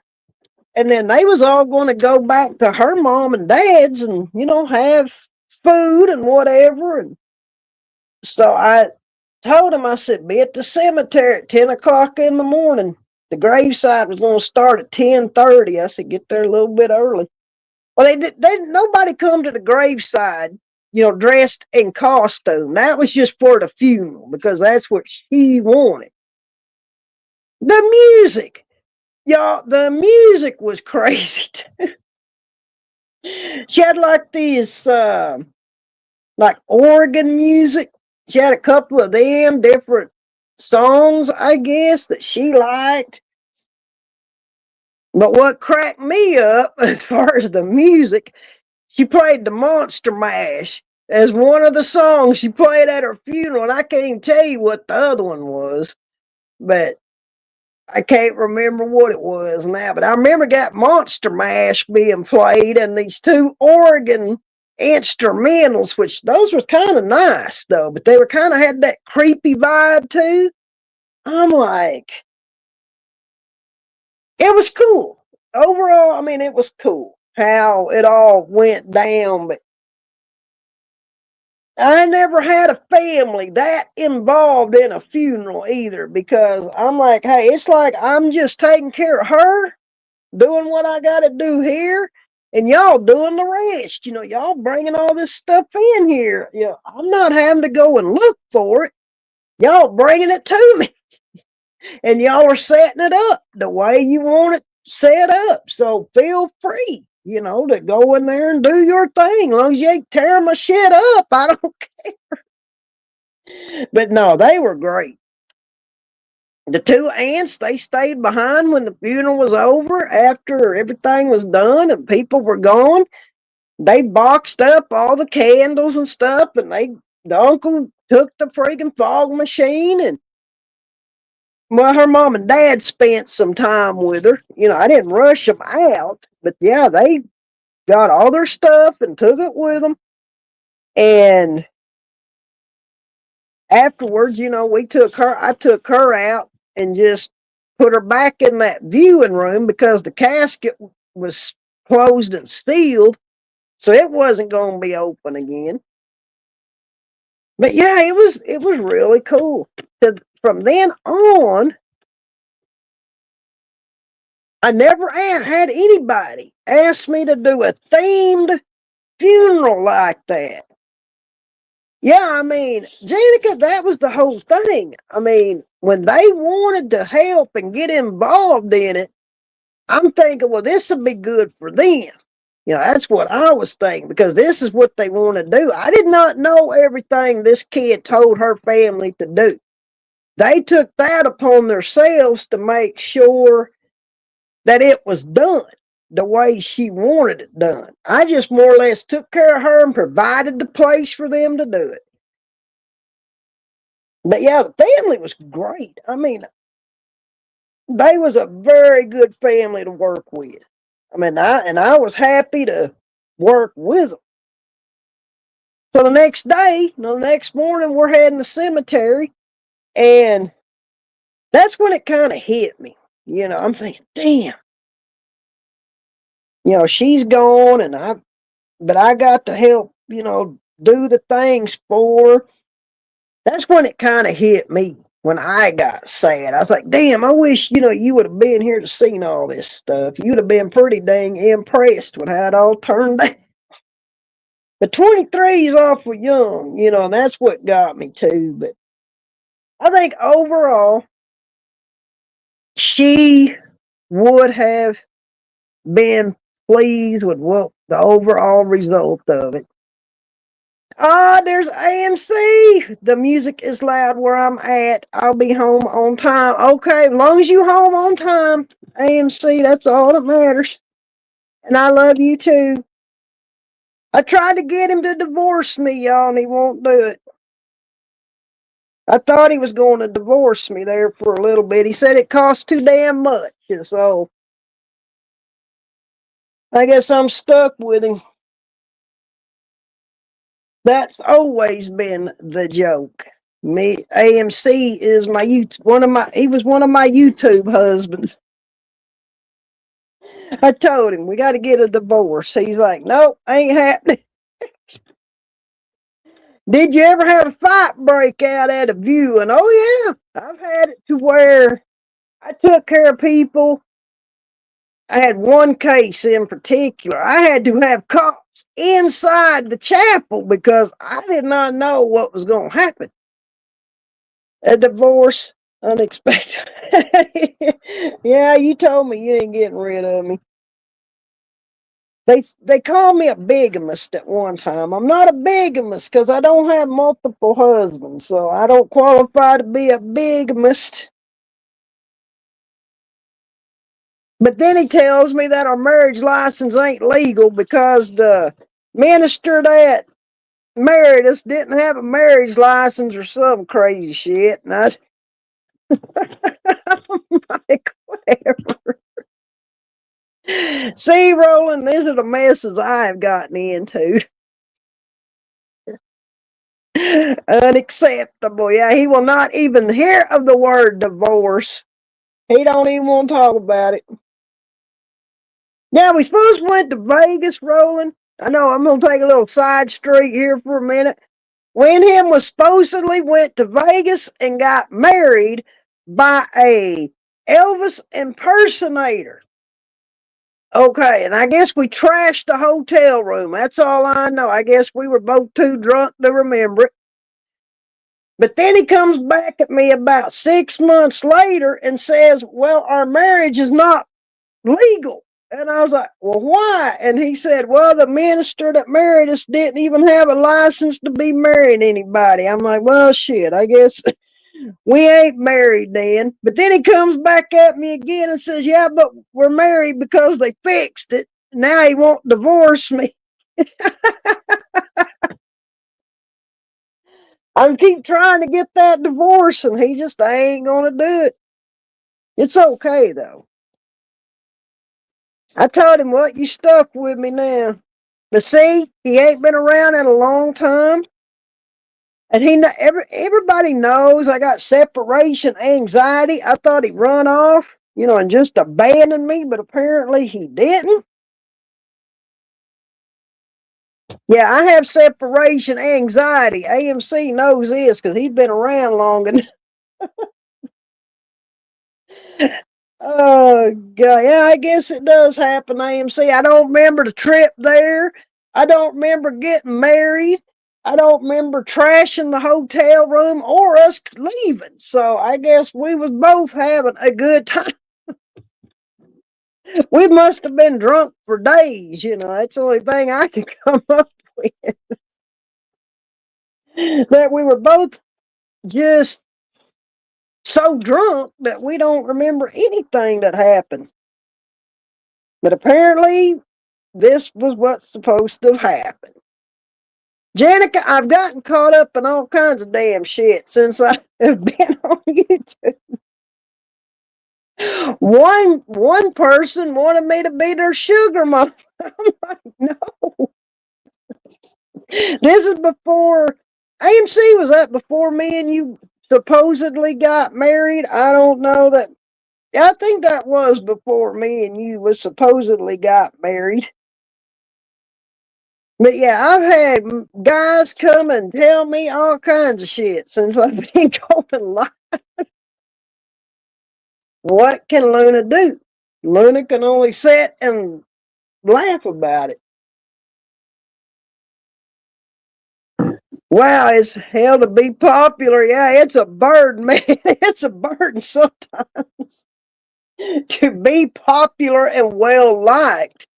What happens in Vegas stays in Vegas. Well, I don't remember much of it, AMC, so I only know what you tell me or come in here and told me. So, but yeah, shit. It's hell being freaking popular and well liked in a community. And this is what the thing was, Janica. When I first started doing lives, they didn't even know I was single at all because I never said nothing about it for like probably the first year. Nobody never asked me, "Are you married?" Nobody asked me. I guess they just presumed I was. And then one day it freaking come out because somebody said something about, they asked me, "How long you been married?" I said, "Well, I think the question is how long have I not been married?" When they found out I was single, man, they started coming out of the woodwork. I'm like, where did you come from? I knew AMC from another channel, and he followed me to my channel, so that's where he come from. But yeah, Janica, it is crazy. And there is Chaotic. What's going on, girl? It's good to see you. How you been? Yeah, Chaotic was with me one night, Janica, over at the den. Man, it's like I'm begging her to help me because I'm like, I don't even know what to do at this point. She's sitting there laughing.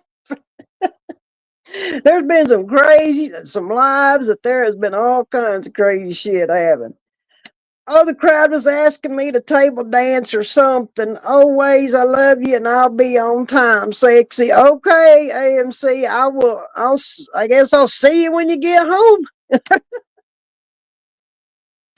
I'm doing good, Chaotic. We talking about AMC popped in here and that freaking got me on a side street. But yeah, it's a bitch, Janica, being popular, well liked, and being single. It can be turned bad on you too, real quick. It was so funny because yeah, for like 6 months, I mean, it was just crazier than hell.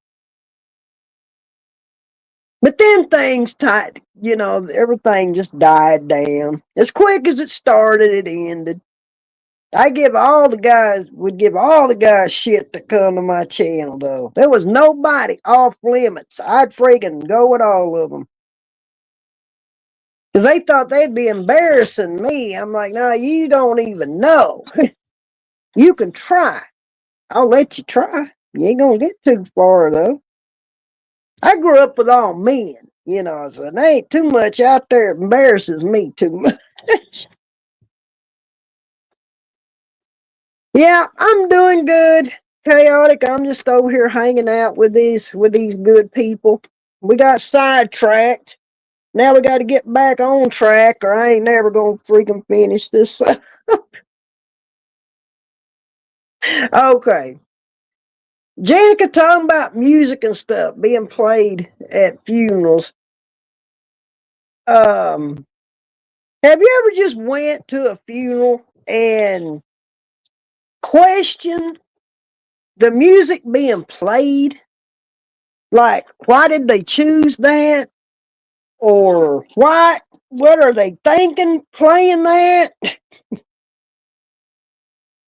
I have been caught in many of these situations over I was only doing this for 27 years, but some of the songs that have been played, I was sitting there thinking about that too. I had to make me some notes. but songs played at funerals over time. Now, y'all might get some laughs out of these. Y'all might be like, what the hell? Make your own judgment. Because I'm going to go down this list of songs that has been played in my funeral home at funerals over time. And these are some of the ones that just kind of stuck out. And some of these songs, I don't even know why. There had to be some kind of meaning behind it. Maybe there was a backstory. I don't know about it. It's quite the list. So there was this one. Another one, Bites the Dust by Queen. That's been played probably numerous times in my funeral home at a funeral. Highway to Hell. That's been played numerous times. This song I only remember being played once, and that song was Ding Dong, the Witch is Dead. That got played one time. I Will Survive got played probably 10 times, maybe. Staying Alive, that was played probably 10 times. Going Underground, I only heard that one once, which I thought was kind of crazy to be played at a funeral. Willie Nelson, You Were Always on My Mind, and somewhere out there with family pictures playing. It was cool. Yeah. These are just some songs that popped in my head that had been played at funerals over time. Which, are they appropriate songs to be playing at a funeral? I don't know. I just let the family play whatever. It was up to them. Let's see. Wake Me Up Before You Go Go. That was one of them. That got played once. I'll Sleep When I'm Dead. That song got played probably a total of 4 times. Happy by Pharrell Williams. That only got played once. Then that song, Don't Worry, Be Happy. I remember that song probably got played probably about 6 or 7 times. Celebration by Kool and the Gang. Who plays that? Yeah. This song here, I don't know what happened here, but this song was played at a lady's funeral that passed away, and her husband come and made her arrangements and wanted this song played. You Give Love a Bad Name. Like, what the hell happened between y'all? Why are you playing this song at her funeral? Is there a backstory? Yeah. What happened? The End by The Doors. That was played. I've probably played that 4 or 5 times. Fuck Off and Die by Green Day. I probably played that 3 or 4 different times. Disco Inferno got played once. And that was kind of fitting because after the funeral, they was going to be cremated. Was it appropriate? Probably not. Was the family just doing that to make a funny? I have no idea. Roll the Bones was played. Dead Man's Party has been played. I Need a Doctor has been played. Jump in the Fire by Metallica. That song probably got played 3 or 4 times. Don't Fear the Reaper. That song, man, that song rolled around at least every 6 months. And Thriller by Michael Jackson. That got played. These are the crazy songs that just popped into my mind. But man, you see some of the damn situations I've been put in, and I've got to keep a straight face during all of this mess. Yeah, don't fear the Reaper. Yeah, I remember that Blue Oyster Cult. I'm like, damn, we might as well just keep that on standby because we're going to use it here with probably with another 5, 6 months. Somebody's going to request it, and we're going to have to play it again. Yeah, I mean, but these are just, like I said, these are just songs that popped into my mind because I'm like, crazy songs that's been played at my funeral home. Yeah, I've got a few. Were they appropriate? Well, probably not. If you want to be honest, probably not. Most people would say that was highly inappropriate. Do these families care? No, they did not because I played what they wanted me to. And I still wonder about the man that planned his wife's funeral that played the song "You Give Love a Bad Name." I'm like, damn, was y'all having marital problems or what? I don't know what is there a backstory here to this, but I don't know what that was about. Nope, no rodeo song. I, yeah, it's just all crazy, y'all. Some of the shit I've seen over time. And when they play these songs, me being me, I had to keep a straight face. I did. I had to stay professional and not freaking laugh. But I'm sitting there, I'm thinking, after this funeral, I am going to go cremate this individual. And we are playing Disco Inferno at their funeral. What? I think sometimes the families just try and be funny with the music. I mean, that's the only thing I could come up with. But yeah, when you're sitting there with a family planning a funeral, and they're like, "We want this song played during the funeral," because we had some music there, but sometimes the family would be like, "Well, we'll bring you the music." Okay, but when you getting stuff like this requested to be played at a funeral, you just kind of sit there and look at the family like, you seriously want this played, or are you just messing with me right now? No, they'd be serious. Did the people at the funerals get offended? They didn't act like they did because half of them were sitting there laughing about it. So, yeah, there you go. There's your little more insight on some of the things that Luna had to deal with over time. Music selections for funerals. I don't know what y'all would think if you walked in and sat down at a funeral and uh, Don't Fear the Reaper started playing. Would you laugh or would you be like, what are they playing this for? How would you react to it? Well, everybody reacted differently. Like I said, there was people that'd be laughing. There'd be people that'd be kind of sitting there with this confused look on their face. Then there'd be those people, that they're not happy with. I'd be terrible, not for the deceased, but standing there watching the people. I tend to start snickering and break into laughter while I was trying to compose myself. Yeah, I think I think I did start laughing though at that funeral. I did because afterward, they was gonna be cremated. When that song Disco Inferno come on, I did. I freaking lost my shit, Jenica. I had to leave the chapel.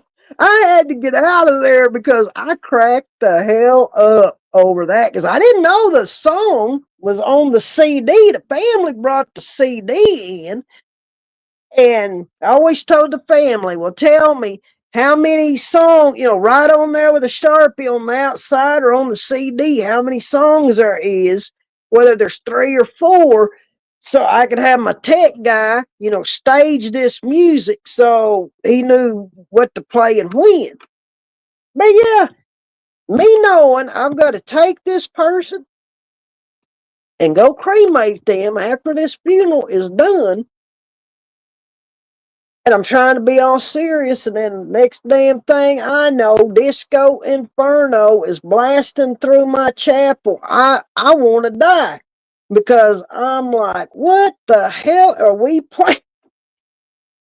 Me knowing what's going to happen. Anybody do terrible karaoke at a funeral? I can say, yeah. Because I did a graveside service for a guy one time. And they said, oh, well, we got some people that want to sing, at his funeral. We got a portable karaoke machine. Okay, well, bring it on. We'll set it up. Jenica, I don't know what they's trying to do. I mean, I'm like, are you sure you're singing this song? It was bad. It was so bad. You want to laugh, but you can't laugh because I'm like,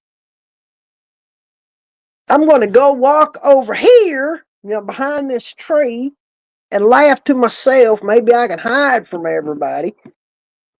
Now, I'm just going to say this. I'm just going to say it the only way I know how, which is just to be honest. There was this lady that was asked to sing at this funeral, Jenica.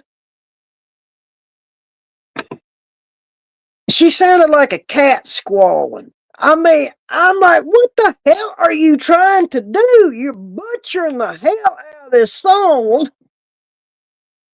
Just shut up. Just turn it off and walk away now because you're just humiliating yourself. The family sitting there kind of looking like, who asked her to sing? That was the impression I was getting anyway. Like, who asked her to sing? We are going to have us a talk after this is over. I am not a singer. I know that. I can't carry a tune in a bucket. I know better than to ever try to do anything of this sort because I would butcher. And she's supposed to be some relative of the person that passed away. And the family is sitting there kind of looking around like, who the hell asked her to sing at this funeral today? I mean, the looks that they was giving each other. I mean, you could just read it on them. They didn't have to say a word. You could just read it on them like, oh my God. The other lady that sang, she sung a gospel song and she was actually good. She was a good singer. I'm like, damn, why didn't you just have her do them all? This would have went much better if she would have just done all three of the songs, but somebody, I guess this woman thought she could sing, but yeah, she butchered that song up so damn bad. I'm like, I felt so bad for that family, but what the hell could I do? Just go over there and freaking turn the damn machine off and say, you're done. Thank you for your time. Thank you for being here. Oh, I couldn't do nothing. Professional mourners. I did have some professional mourners one time. There was a guy that died in the community. He was an older man, not as old as Mr. Jones. And if y'all was around last week, y'all know all about Mr. Jones. This ain't one of them type situations. Poor Mr. Jones, but it wasn't that kind of thing like we had going on with Mr. Jones. Apparently, the son and daughter knew who these people were. They was these four women that come into the back. They were the last ones there, and they sat in the very back row. Oh, God, Janica going to start laughing about Mr. Jones. Yeah, it wasn't a Mr. Jones situation. I can tell you that. And this was like, an older gentleman, not as old as Mr. Jones, but he wasn't, doing the stuff Mr. Jones was either. But the son and the daughter knew about these people because they was afraid there wasn't going to be a lot of people that showed up for this funeral, and they didn't want their mom feeling bad. So they hired these 4 professional mourners to come in. They're all dressed in black. They got the hats. They got big black hats on and veils on these hats. You did not see them. And they all come in together and they all sit on the very back row. I'm like, okay, I don't know who these people are. I don't know if they even signed the book. I mean, I was just looking at them like, well, that's something you don't see every day. The funeral starts. We're doing good. Things are going good. There was actually quite a few people showed up for this funeral, but for some reason, the son and daughter didn't think there would be a lot of people. Now, I don't know if they did this to be funny or what they was trying to do, but they hired these 4 professional mourners. They're there with their big black hats on, black dresses, veils on the hats. You can't see their faces or nothing. They go to start playing this first song, and here they go. They start in. They're back there just carrying on. I'm like, people kind of looking around. I'm like, okay, they're taking this awful damn hard. Yeah, just crying and wailing, and and I know these people ain't got nothing to do with this damn family whatsoever. They couldn't. And I start laughing. Because I'm like, these people, they are not part of this funeral. They have been hired to come in here and do this. I mean, they were quite good with it too. And the funeral went on, and every song that they'd play, here they'd go. This with they're crying and just wailing back there, and people would just kind of look around. Yeah, professional mourners. There is such a thing, ladies and gentlemen. So if this is something you're interested in, there's people out there that'll do it. But yeah, they put on quite the performance, Janica. You'd have been proud of them. I mean, when Mr. Jones passed away, and I had my 3 little women there, I didn't, they weren't paid mourners. They were seriously missing this man. Or they was going to miss him, and we all know why. So yeah, professional mourners, it is a thing. There are people that will do it. Shocked me because first time they'd ever been in my place of business, and I was in business probably about 10 years by that point. Yeah, and you know how once the funeral's over, everybody kind of does that final walk by. But they didn't even do that. They freaking got up and went out the other door back through the foyer and went outside that way. So that kind of told me they were not part of this family or even knew these people. First time I seen professional wailers was at a funeral procession in Philadelphia, Italian style, little ladies dressed in black. Oh yeah. Yeah, I mean, I heard about them. But it took me being in business 10 years and somebody having a good sense of humor for me to have that experience. But it was quite something. Because I'm like, damn, y'all putting on quite a performance. And I'm thinking, there ain't no damn telling how much money you got paid to come up here for this 1-hour funeral and do this. They probably got paid pretty good to do it. But yeah, it was quite something, Janica, to see. I will admit that. And I never had that happen again. because every time a song would come on, here we'd go. And everybody just be kind of looking around, wanting to look behind them to see who these people. And they couldn't see them because they had the veiling, on their hats, so they didn't know who they were. And I'm like, well, yeah, I mean, I have had all kinds of stuff like this happen to me. I think like I said, when you're in this line of work, you have to have a sense of humor. You have to, or you will not survive. You got to see some humor in everything. I mean, you have to. Because as Roland said in here that day, it's a coping mechanism. You have to find humor in everything. And I have had, in that 27 years I was there, I had a lot of laughs. I mean, a lot of laughs over stuff. But I think last Saturday, those were probably the ones I laughed at the most that actually stood out, probably my top 4.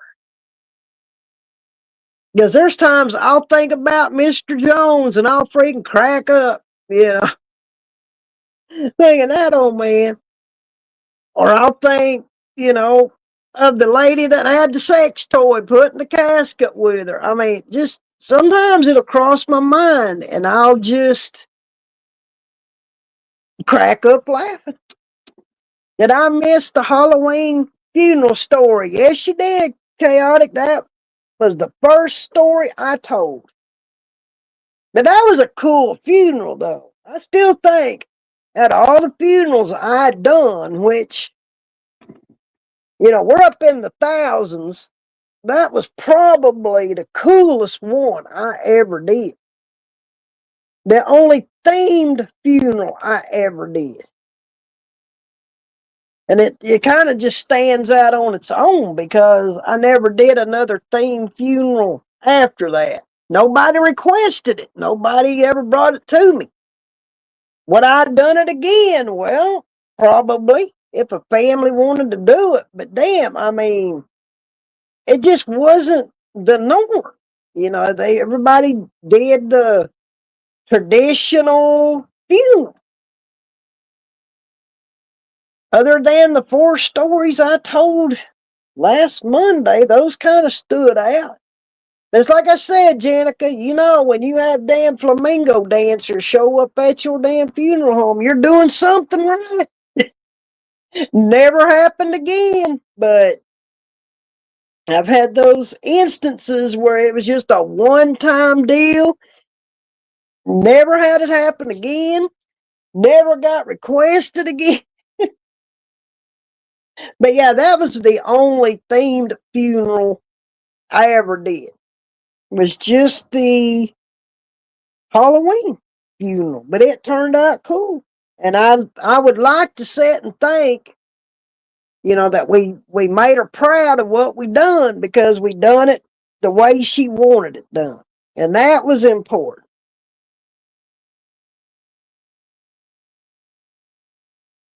To me, that's what was most important.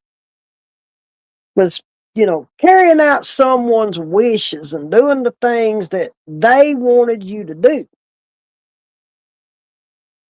And I was happy to make it happen. I'm like, well, I didn't really I did what I was there to do. I took care of her, did everything by the book, but the family was real involved in that. And I never told them they couldn't be. I would rather see families being a little more active, and doing things like that. But I think they did it because that's what she wanted them to do. So all of them jumped on board with it. Never talking to a customer who was cross-eyed and you don't know where to look. No, I never had that happen. I'm sure maybe the other funeral director did, but that never happened to me personally. Dang, Jenica, that's all I would have needed, something like that to happen. I've dealt with enough crazy stuff over time. Do I need more added to it? No. I'm good. I don't need any more. That's why I'm not in the day-to-day operations anymore. When I retired, I was done. I told that uh, young man that bought my funeral home, I was like, it's all yours now. You can have all the fun. But he's not told me any crazy stories either, because me and him talk about every couple of weeks. And he's not told me anything crazy. I think I was the one dealt with all the craziness. And then sometimes I think, Jenica, they thought, oh, she's new. Let's see what we could get her to do. But no, I mean, it's just at the end of the day, it's what the family wants you to do. And I think as a funeral director, you try to make the families happy. You do your best to make the families happy because at the end, that's all they got. So sometimes you go above and beyond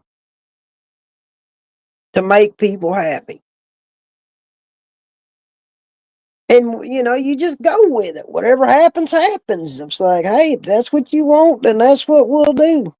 I was very agreeable, for some reason. I'm like, as long as it is legal, we can do it. That's what I'd tell them. As long as you're not asking me to do something illegal, then we can do it. And yeah, I made a lot of families happy.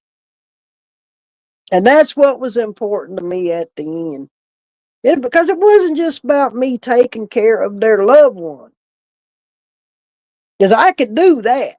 It was about taking care of them too and making sure they was okay. And sometimes letting them have the service that they want for their loved one, that goes a long way.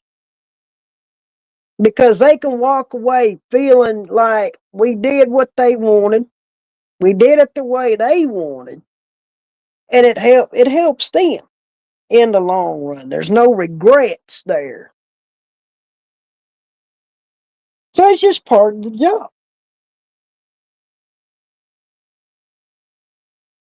Do I regret my 27 years of having my own funeral home and doing what I did?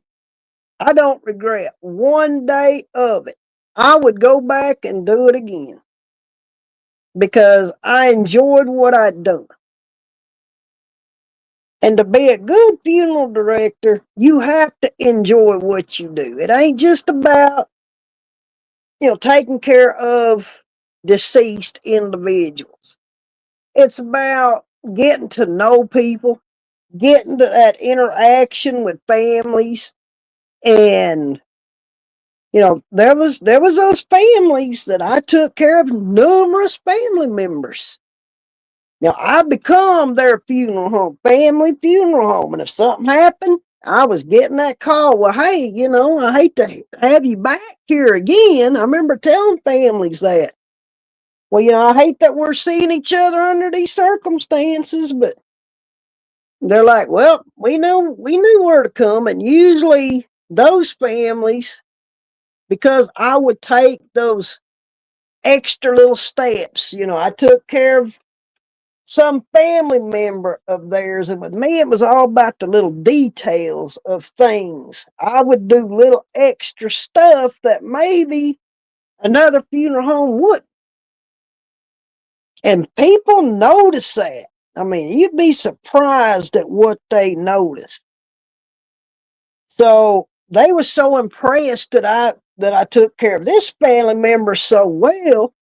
The next time they had a loss in their family, they'd come right back to me again. I mean, hell, one family, I buried like 8 of their family members in a 15-year span because I was the only funeral home they'd go to. I mean, you get You get families like that. And every one of them, they're like, well, you did just as good job as you did before, or maybe you did this for them, but you did this for the other one. Depending on if it was a man or a woman, I had those little extra things I would do where some funeral directors ain't going to put that kind of time in. They're going to do what they got to do and no extras, unless the family's paying for it. I mean, I did stuff that families never even paid for. But by God, they notice that shit when they freaking walk in there. Like, where did this come from? No, I did that. I had one family that come in one time. They didn't have a lot of money.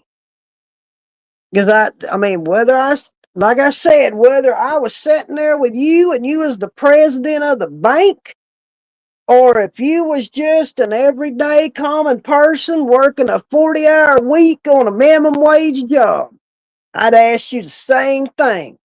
First thing, what is your budget and what do you want to do? That's where it all began. And when this one particular family come in, I asked them, same thing. What is your budget and what do you want to do? And they're like, well, this is all the money we got. I mean, and the whole family all freaking scraped together and they brought me what they had. Was it a lot of money? No, it was not. But I didn't deny them because they didn't have money. I was like, well, I'm thinking, okay, you got this much money. You want a traditional funeral? Okay, I'll make this happen for y'all. Because I'm like, if I don't take care of these people, they ain't nobody going to take care of them. So I went, I took them back to the showroom. I was like, you can have one of these four. Which one do you want? I lost so much damn money over time because my thing was to help people. And I helped a lot of families over time. But my theory was everybody deserves something. So they're going to get it, whether I lose money or not. For that one particular funeral, I took a big hit on it, but I wasn't looking at that. I can do without the money, on this one. So they picked out the casket they wanted. We made all the arrangements and they left. And I knew that was all the money they had. They gave me every dollar that they brought in there. They're like, this is all the money we got. And I was like, hey, we're going to make this happen. Don't worry about it. I will do this funeral for you and you will be pleased at the end. I didn't treat that family any different than anybody else. But I did little extra things for them because I knew they didn't have the money to buy things, the rest of the stuff they needed. I called the florist. I said, hey, I need a casket piece and I need an arrangement. Give me this 3-piece set. I said, give me the 2 sprays, give me the casket piece. I will pay for this. But have it here by this time on this day. They come in for that funeral knowing they didn't have money to buy no flowers for their loved one or nothing. They walk in and their loved one's got a real pretty casket piece. They've got the little the arrangements on each side. I mean, I bought that for them. Well, the funeral home did. And then I even went as far as after the burial, I went as far as we bought them a freaking headstone too, just so they would have one, because I'm thinking they may never get a headstone because this family, they ain't got a lot of money. They may never be in a position to buy one. I called my monument company. I said, hey, I need a headstone. When can you get it done? And this guy, too, was a veteran. I took care of my veterans, whether they be men or women. My veterans didn't go without. I made sure of that. So yeah, they had some pretty nice stuff when their funeral come off. I made sure of it because I grew up in a military family. Every man in my family was military, except my brothers. They didn't do the military thing, but all my uncles, my cousins, everybody was in the damn military. My dad, he was a veteran. My grandpa, I mean, then when you come from a military family, it makes a difference, I think. So this man being a veteran, I'm like, no, I got to take care of him. I have an obligation here. I've got to take care of this man. I got to make sure he's got, the things that he should have. So yeah, I bought his flowers for his funeral, shocked the hell out of his family because they walk in and here's all these nice flowers and they're like, where'd all this come from? Because they didn't buy it. And I said, no, I bought it. And then I freaking went as far as buying his headstone too. I had him one made from this monument company I worked with, and they took it out and set it up. Yeah, it was real nice too.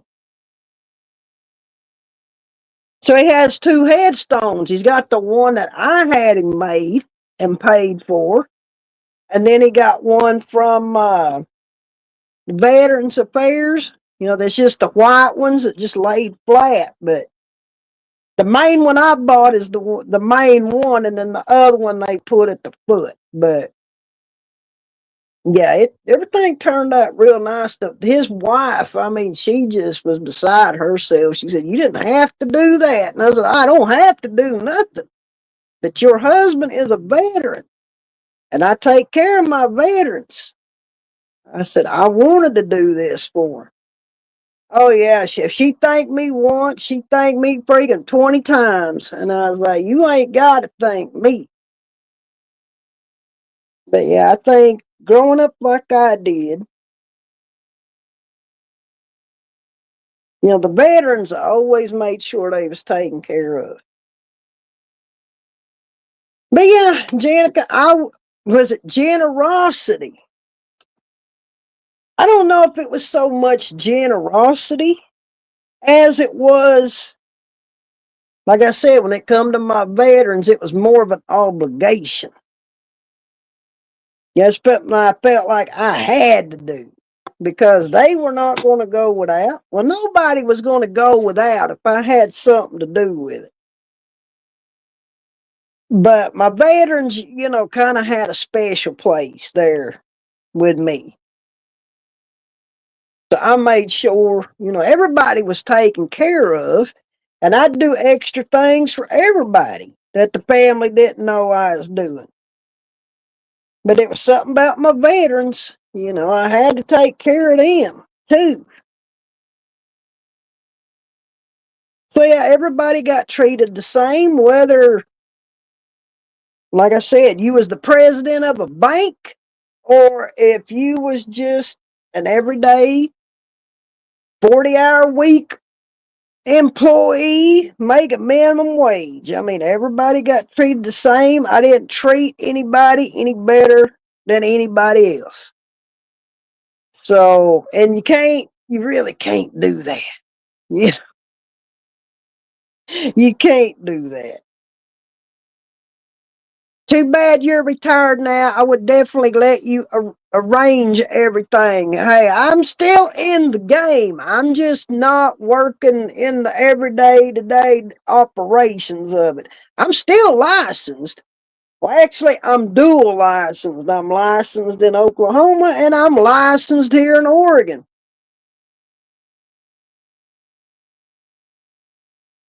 So I'm still, as they say, in the game. I'm just not in it every day. I work when I want to.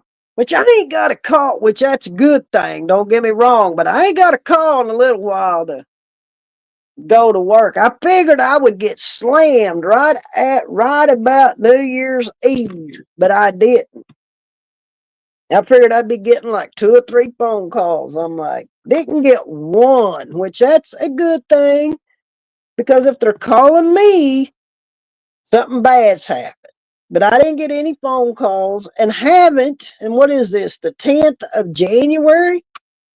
I think this is probably the longest I have went without getting a phone call.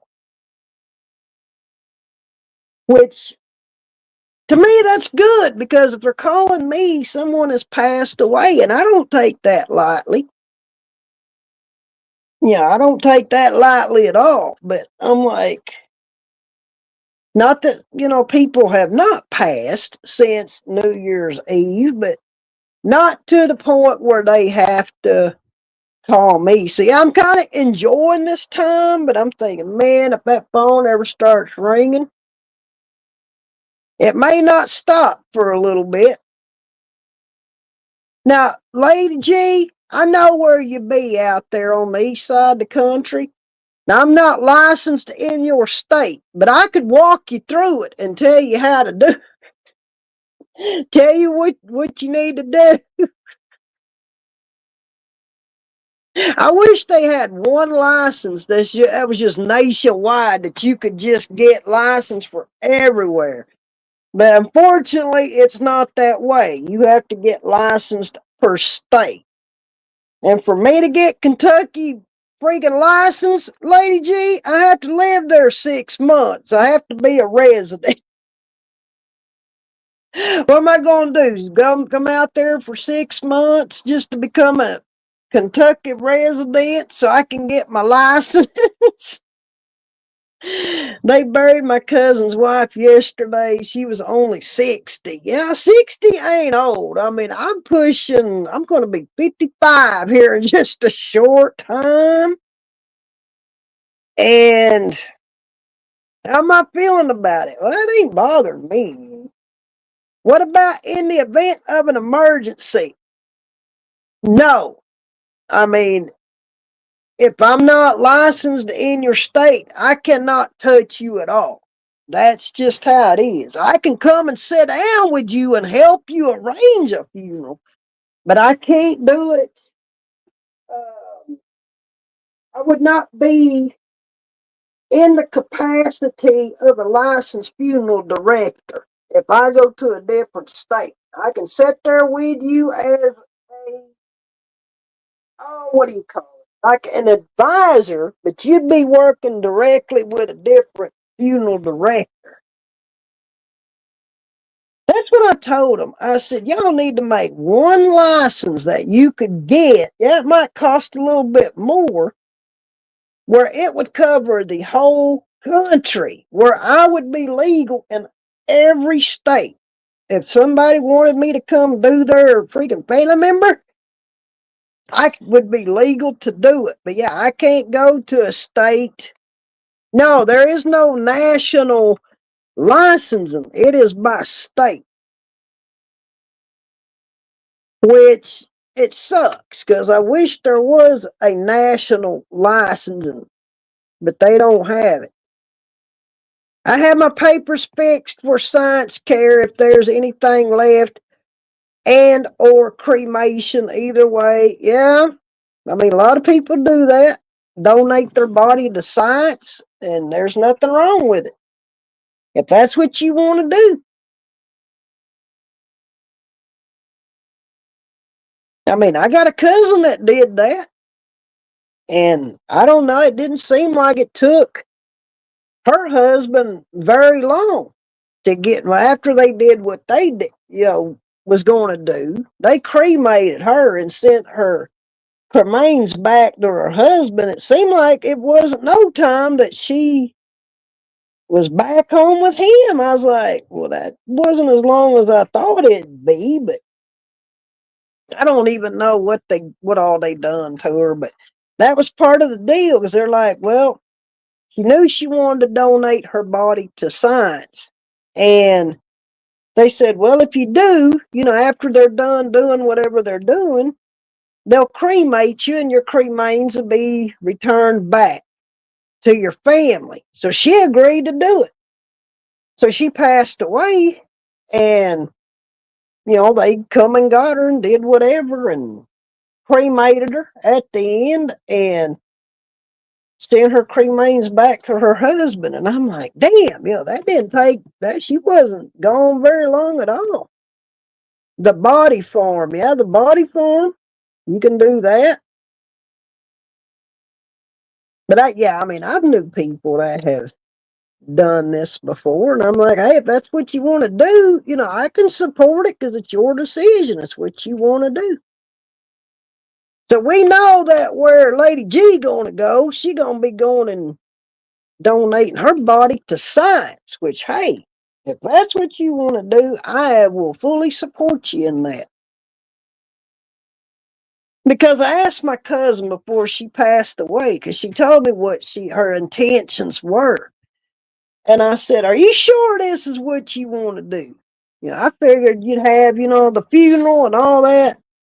And she said, well, you never know. They might figure out how to do some kind of procedure. Or, they can practice on me before they take care of a real human, living human being. And I'm like, all right, you do what you want. If that's what you want, I will support you in that decision.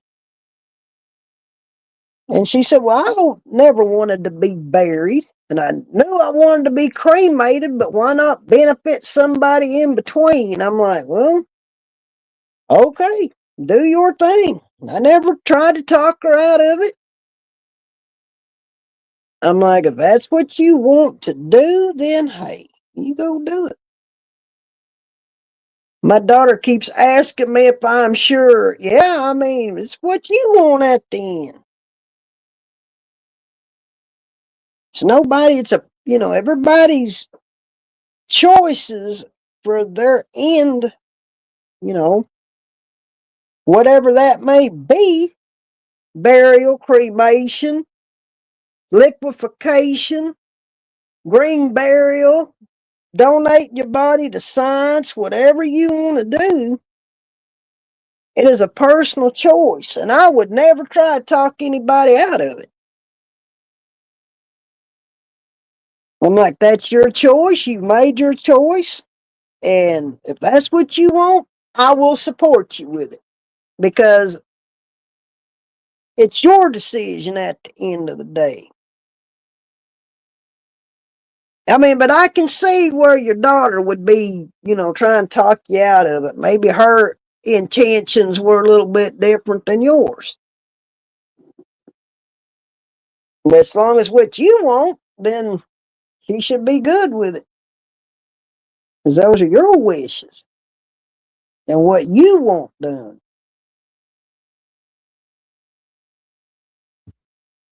I think the only time I've ever had a conflict over something like this was I had a lady come to me and prearrange her funeral, picked out all her own stuff, and I got everything wrote up. She paid for it. I had her file. 2 years later, she passed away. Everything she picked out was still available. They come, to make the arrangements with me. And I said, well, I got her file right here. This is when she come in. She didn't even tell her family what she had done. And this is what she chose. I was showing them, in my catalog. This is what she chose. And this is what she paid for and whatever. The husband tried to completely change everything that she had picked out and had paid for. And I'm like, he's like, well, I want to change it. And I said, are you sure you want to change it? I said, because this is what she wanted. And he just was acting like a real ass. It was kind of like, screw what she wanted. It's going to be what I want for her. And I wouldn't change shit. I was like, I can't do that. I lied to him, but I said, I can't do it legally. I had to tell him some bullshit because, yeah, he was acting like an ass. And I'm like, where was you at when she was here planning these things? Well, they didn't even know what she had done because they all kind of looked at me funny, like, what do you mean you got a file on her? And I'm like, well, she was here on this date because she signed off on it. On this day, she come and seen me and picked out all her things that she wanted and did her pre-arrangement and paid me for it. And I've had her file ever since then. Yeah, the husband, he did. Boy, he was just, I'm like, I ain't changing shit. This is what she wanted and this is what she's going to get. That in my mind, that's what I was saying. I wasn't telling him that. I was like, no, you ain't gonna come in here and change nothing because that ain't gonna fly. Well, he didn't say no more about changing anything, but you could tell he wasn't happy. And I'm like, this is what she wanted. She might have not even liked what you'd have picked out. She picked out her own stuff. She made the time and come and did this for herself because she knew what she wanted and she picked out what she wanted. And that's how it's going to be. I ain't changing shit. That's what I was saying in my mind. But I ain't going to sit there and talk like that to a family. I won't do that. But in my mind, I was sure talking to myself. And you do that a lot when you was in that position. You talk to yourself a lot in your mind because you damn sure can't say sometimes what you're thinking. Because you got to keep it professional at all times when you're in that line of work, especially when you're dealing with a family. But yeah, it was a wild ride. It was a crazy 27 years. I'll say that. That was good, a lot of good. But then, you had that little bit of bad sprinkled in there too sometimes. But at the end of the day, like I said, I wouldn't have changed none of it. I'd go if I was young again, I'd probably go back and do it all over again. Because I enjoyed what I'd done. I enjoyed taking care of people.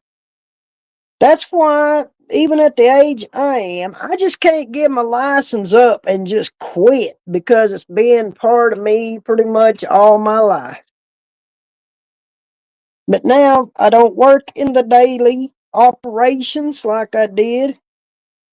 I'll just work when I want to or work when they call me and say, hey, we got somebody we need you to come look at. And if I can fix them back, then I do. If I don't think, sometimes I got to stand there and think about it for a little bit. How much time's it going to take for me to do this? That's the first thing. Because I ain't putting in no another 15-hour day trying to do something. I'm too old for that now.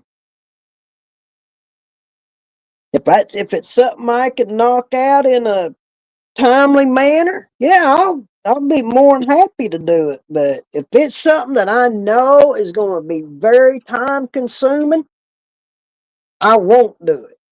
But I'm in a position where I can pick and choose now what I do and what I don't do. And I like that. I like working when I want, and if I don't want to do it, I ain't going to do it. It's a good place to be in for me. But when we was in here, when was it? Was it last time we was here? Yeah, it was the last time we was here. Have you ever dealt with a body that's been exposed to radiation? If not, were you trained how to handle a body? That's something I've never had to deal with, Janica. And as far as now, are you talking like cancer radiation or are you talking the other kind of radiation?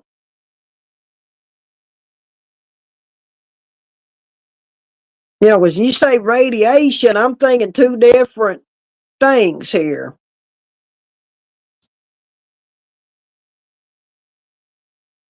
Because there's radiation you get when you have cancer, but then there's like the other kind of being exposed to radiation.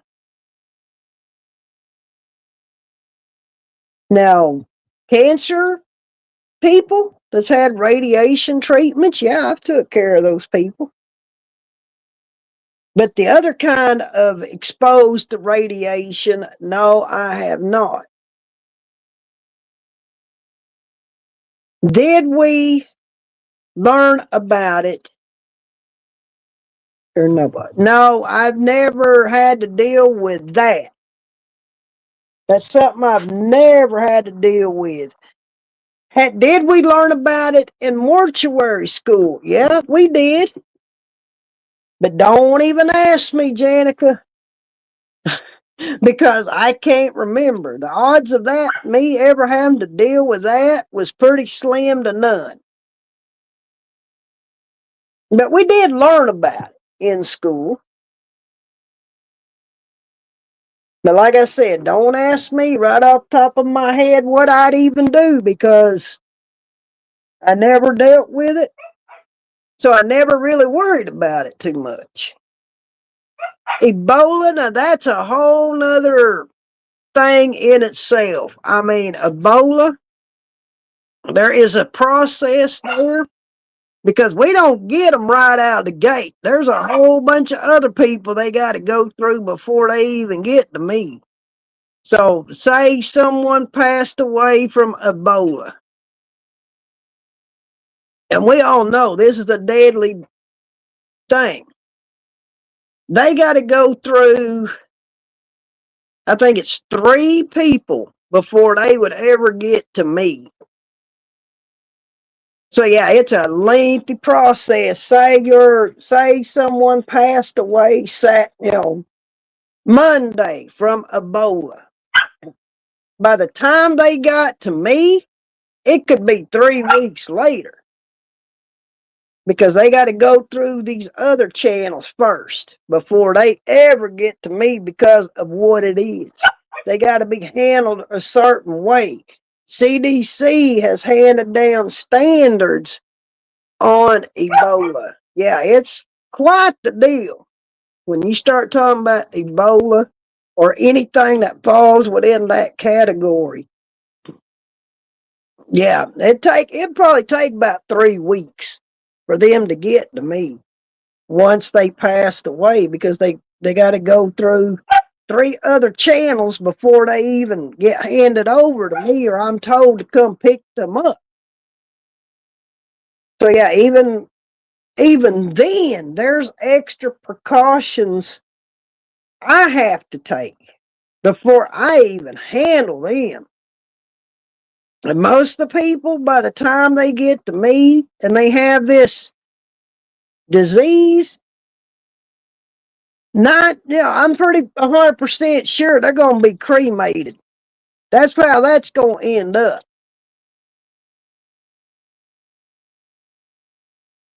Yeah, when you start talking stuff like that, Ebola or anything that falls under that category, CDC's got their guidelines that they have put down, and then each state has their guidelines that we have to follow. Now, I've never had to deal with it, but if I got a call with someone, say, that passed away of Ebola, they tell me it's going to take time. We'll call you when they're ready to be picked up. They'll hit the medical examiner before I'd get them. And then at that point, like I said, I'm 100% sure there ain't going to be no casket viewing, funeral, none of that. They're going to go straight to the crematory. Family won't even have a say in something like that because of the guidelines. Yeah, it's pretty crazy. I mean, it's a pretty detailed thing when you start dealing with something like that. Yeah, it's wild, Janica. We'll have to talk about that one day. Like things like Ebola, things that fall under that category. How's it handled? It's all part of what we do here on Saturdays. So there's just another Saturday we could fill in talking about a particular topic. Well, how many viruses can be picked up in an embalming process? Well, it depends on what they got. I mean, if you want to be honest, see, like if you handed me somebody with Ebola, they're not getting embalmed, and then they're going to have to be stored separate from my main cooler. They could not even go in my main cooler. They would have to be stored somewhere completely different, in a different cooler other than my main one. I have wore hazmat suits before. I have those, it's like I can't even think the name of it right now. But it's like the full face shield. It's like the whole helmet deal where the oxygen is brought in. Yeah, I mean, I have all of that stuff. Our personal protection gear is a big part of what we do. Now, I don't wear this for everybody I take care of, but I did have a hazmat suit. Yeah. Yeah, but I mean, I did have an outside cooler that was behind my funeral home, between my funeral home and my crematory. It would only hold 4 people. It was very small, but it was for case if something was to happen like this Ebola thing, because they cannot be brought in my main cooler. I cannot bring them in the main building at all. I have to store them somewhere separately. And yeah, it's quite the ordeal when you start talking about things under that category because of the guidelines we have to go by. But yeah, that's a good subject for another Saturday. We can talk about all this stuff because it falls under this umbrella that we do here on Saturdays. So you just gave me another topic for another Saturday, Janet. There's a lot y'all don't know. I mean, and that's even though I don't work, like I said, in the day-to-day operations anymore. I think with me at this point, it's more about education. I'm like, I can answer your questions the best of my ability. It may be something I have dealt with, it may not be. But I can only tell you what I know if it's not. But it's about educating people, giving them information. Maybe they don't know. Maybe there's questions, that they always wanted to ask somebody, but never had the opportunity. I think I'm more in a position now for education, to answer the questions. I may do a damn Q&A one Saturday. Bring your questions. If you got questions, bring them. You never know when someone is going to strike. I wonder how hospital morgues and funeral directors are prepared just in case. Do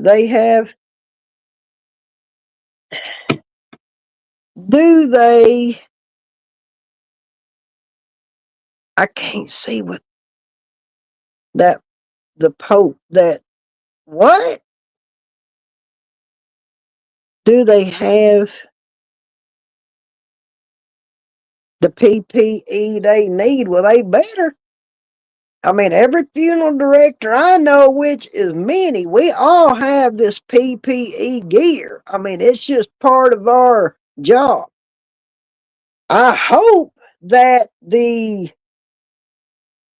hospital morgues and everybody set up. They should be. I would think so.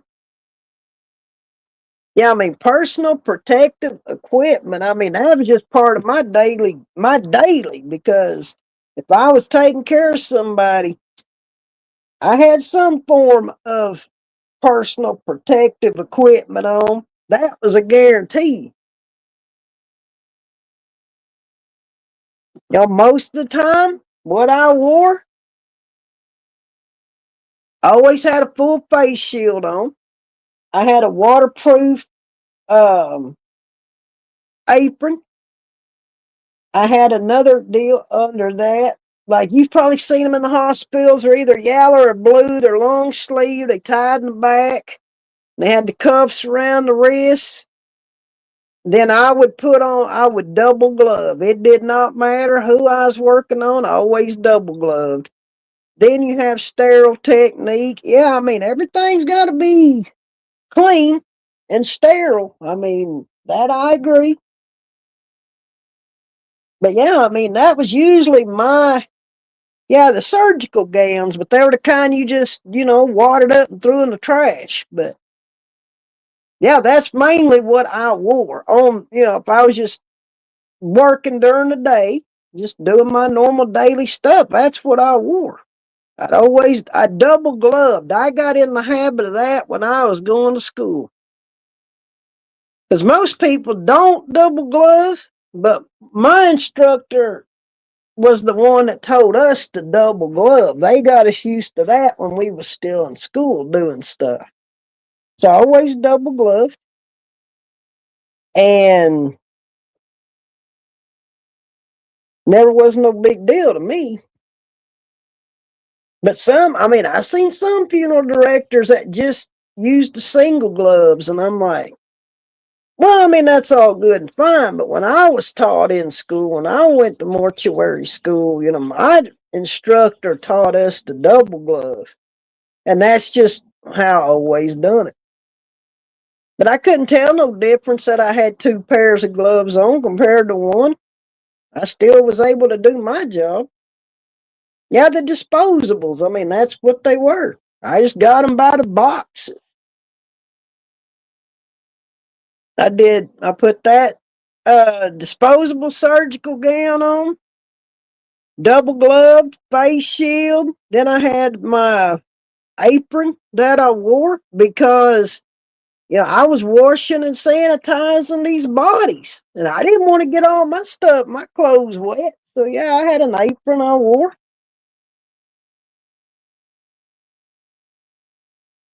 And then usually replaced my apron about every 6 months just because I could. Not because I had to, but I just got in the habit of doing it. Even though I would sanitize it, it was just like, okay, it's 6 months, it's time to get a new one. I just got in that habit. I think everybody, when you work in that line of work, you just get your own little habits of stuff you do. But COVID, man, when COVID hit, yeah, that was just a mess in itself. Yeah, the rubber aprons, I mean, I put that on over everything. Well, once I washed them, once they was all dried and everything, I'd take that off because that was kind of heavy. So I only wore that when I was washing them, and getting them all cleaned up. And then once we dried them off good, and everything was dry, I'd take that off and go hang it up. Spray it with my disinfectant and just let it air dry. And usually by the time I was done doing what I was doing, it was dry and ready for the next round.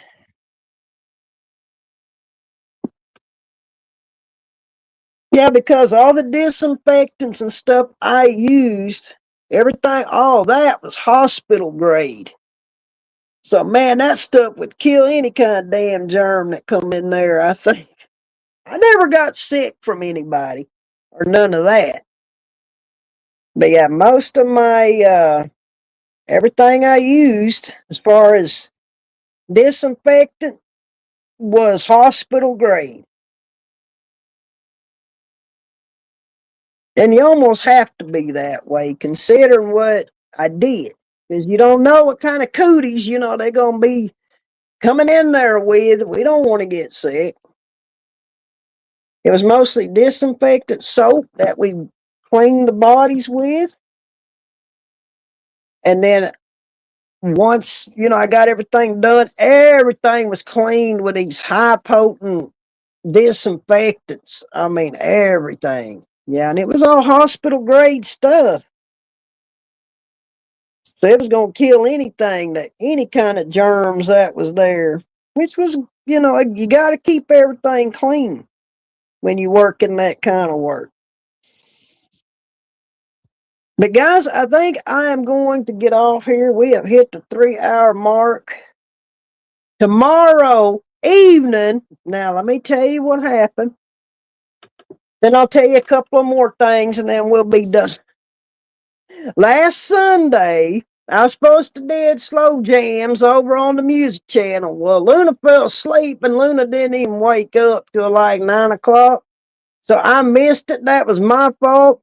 Tomorrow night, we will be there, though, for Sunday night slow jams. So if you're around, come on through. If you're subscribed, you'll get the notification. We'll do that at 6 o'clock. We'll be in there a couple hours just chilling, listening to music, hanging out. And then next Saturday, we'll be back in here for another episode of Tales from the Funeral Home. I don't know what we're going to talk about, but I'll come up with something for y'all. And the first field trip we're going to go to this cemetery. I told y'all we'd do that. I'll let y'all know when we're going to do that. And then I'm going to talk to the people of the funeral home I'm contracted in with and see if they would let me come in there and show y'all where I work at and show y'all my stuff. If they'll let me do that, I will take y'all to this funeral home and show y'all around. Beautiful funeral home. I'll take y'all through it, show y'all around. And I don't think there is any law that says I cannot do that because I'm not embalming. That's the only thing we have to be careful of as funeral directors. I'm not embalming. My room is set up for restoration and reconstruction. So I don't think that rule affects me any. So if they will let me do that, I'm thinking that'll be another field trip we will go on. I will take y'all and show you where I work, show you where the magic happens, y'all. But I may not have a problem doing that. That was an idea I got. I'm thinking, man, I'm going to take them and show them exactly, this is my workspace and this is what I use and this is why I use it. Kind of give y'all the full tour. I don't think it'd be a problem, but I've got to okay it with them. That'd be a cool trip to go on. Field trips, I'm all about the field trips and showing y'all some cool stuff along the way. But guys, Lady G said have a good evening. She'll see me tomorrow night. Like I said, if you're around, come on through tomorrow evening over on the music channel. That's where I'll be at 6 o'clock. And if you're subscribed, you'll get a notification. But guys, I appreciate y'all being here, hanging out with me while we just talked about a little bit of whatever. Not as exciting as last Saturday, but hey, it's not always exciting being in this line of work. I will tell you that. But I'll see what I can come up with for y'all next Saturday. But we'll come in here and we'll talk about something. But I want you all to have a good and blessed remainder of your day or your evening, as I would say, your evening. And I will see you all hopefully tomorrow night. If not, y'all have a blessed remainder of your weekend. And I will talk to y'all later. Have a good evening, y'all. Talk to you later. Bye.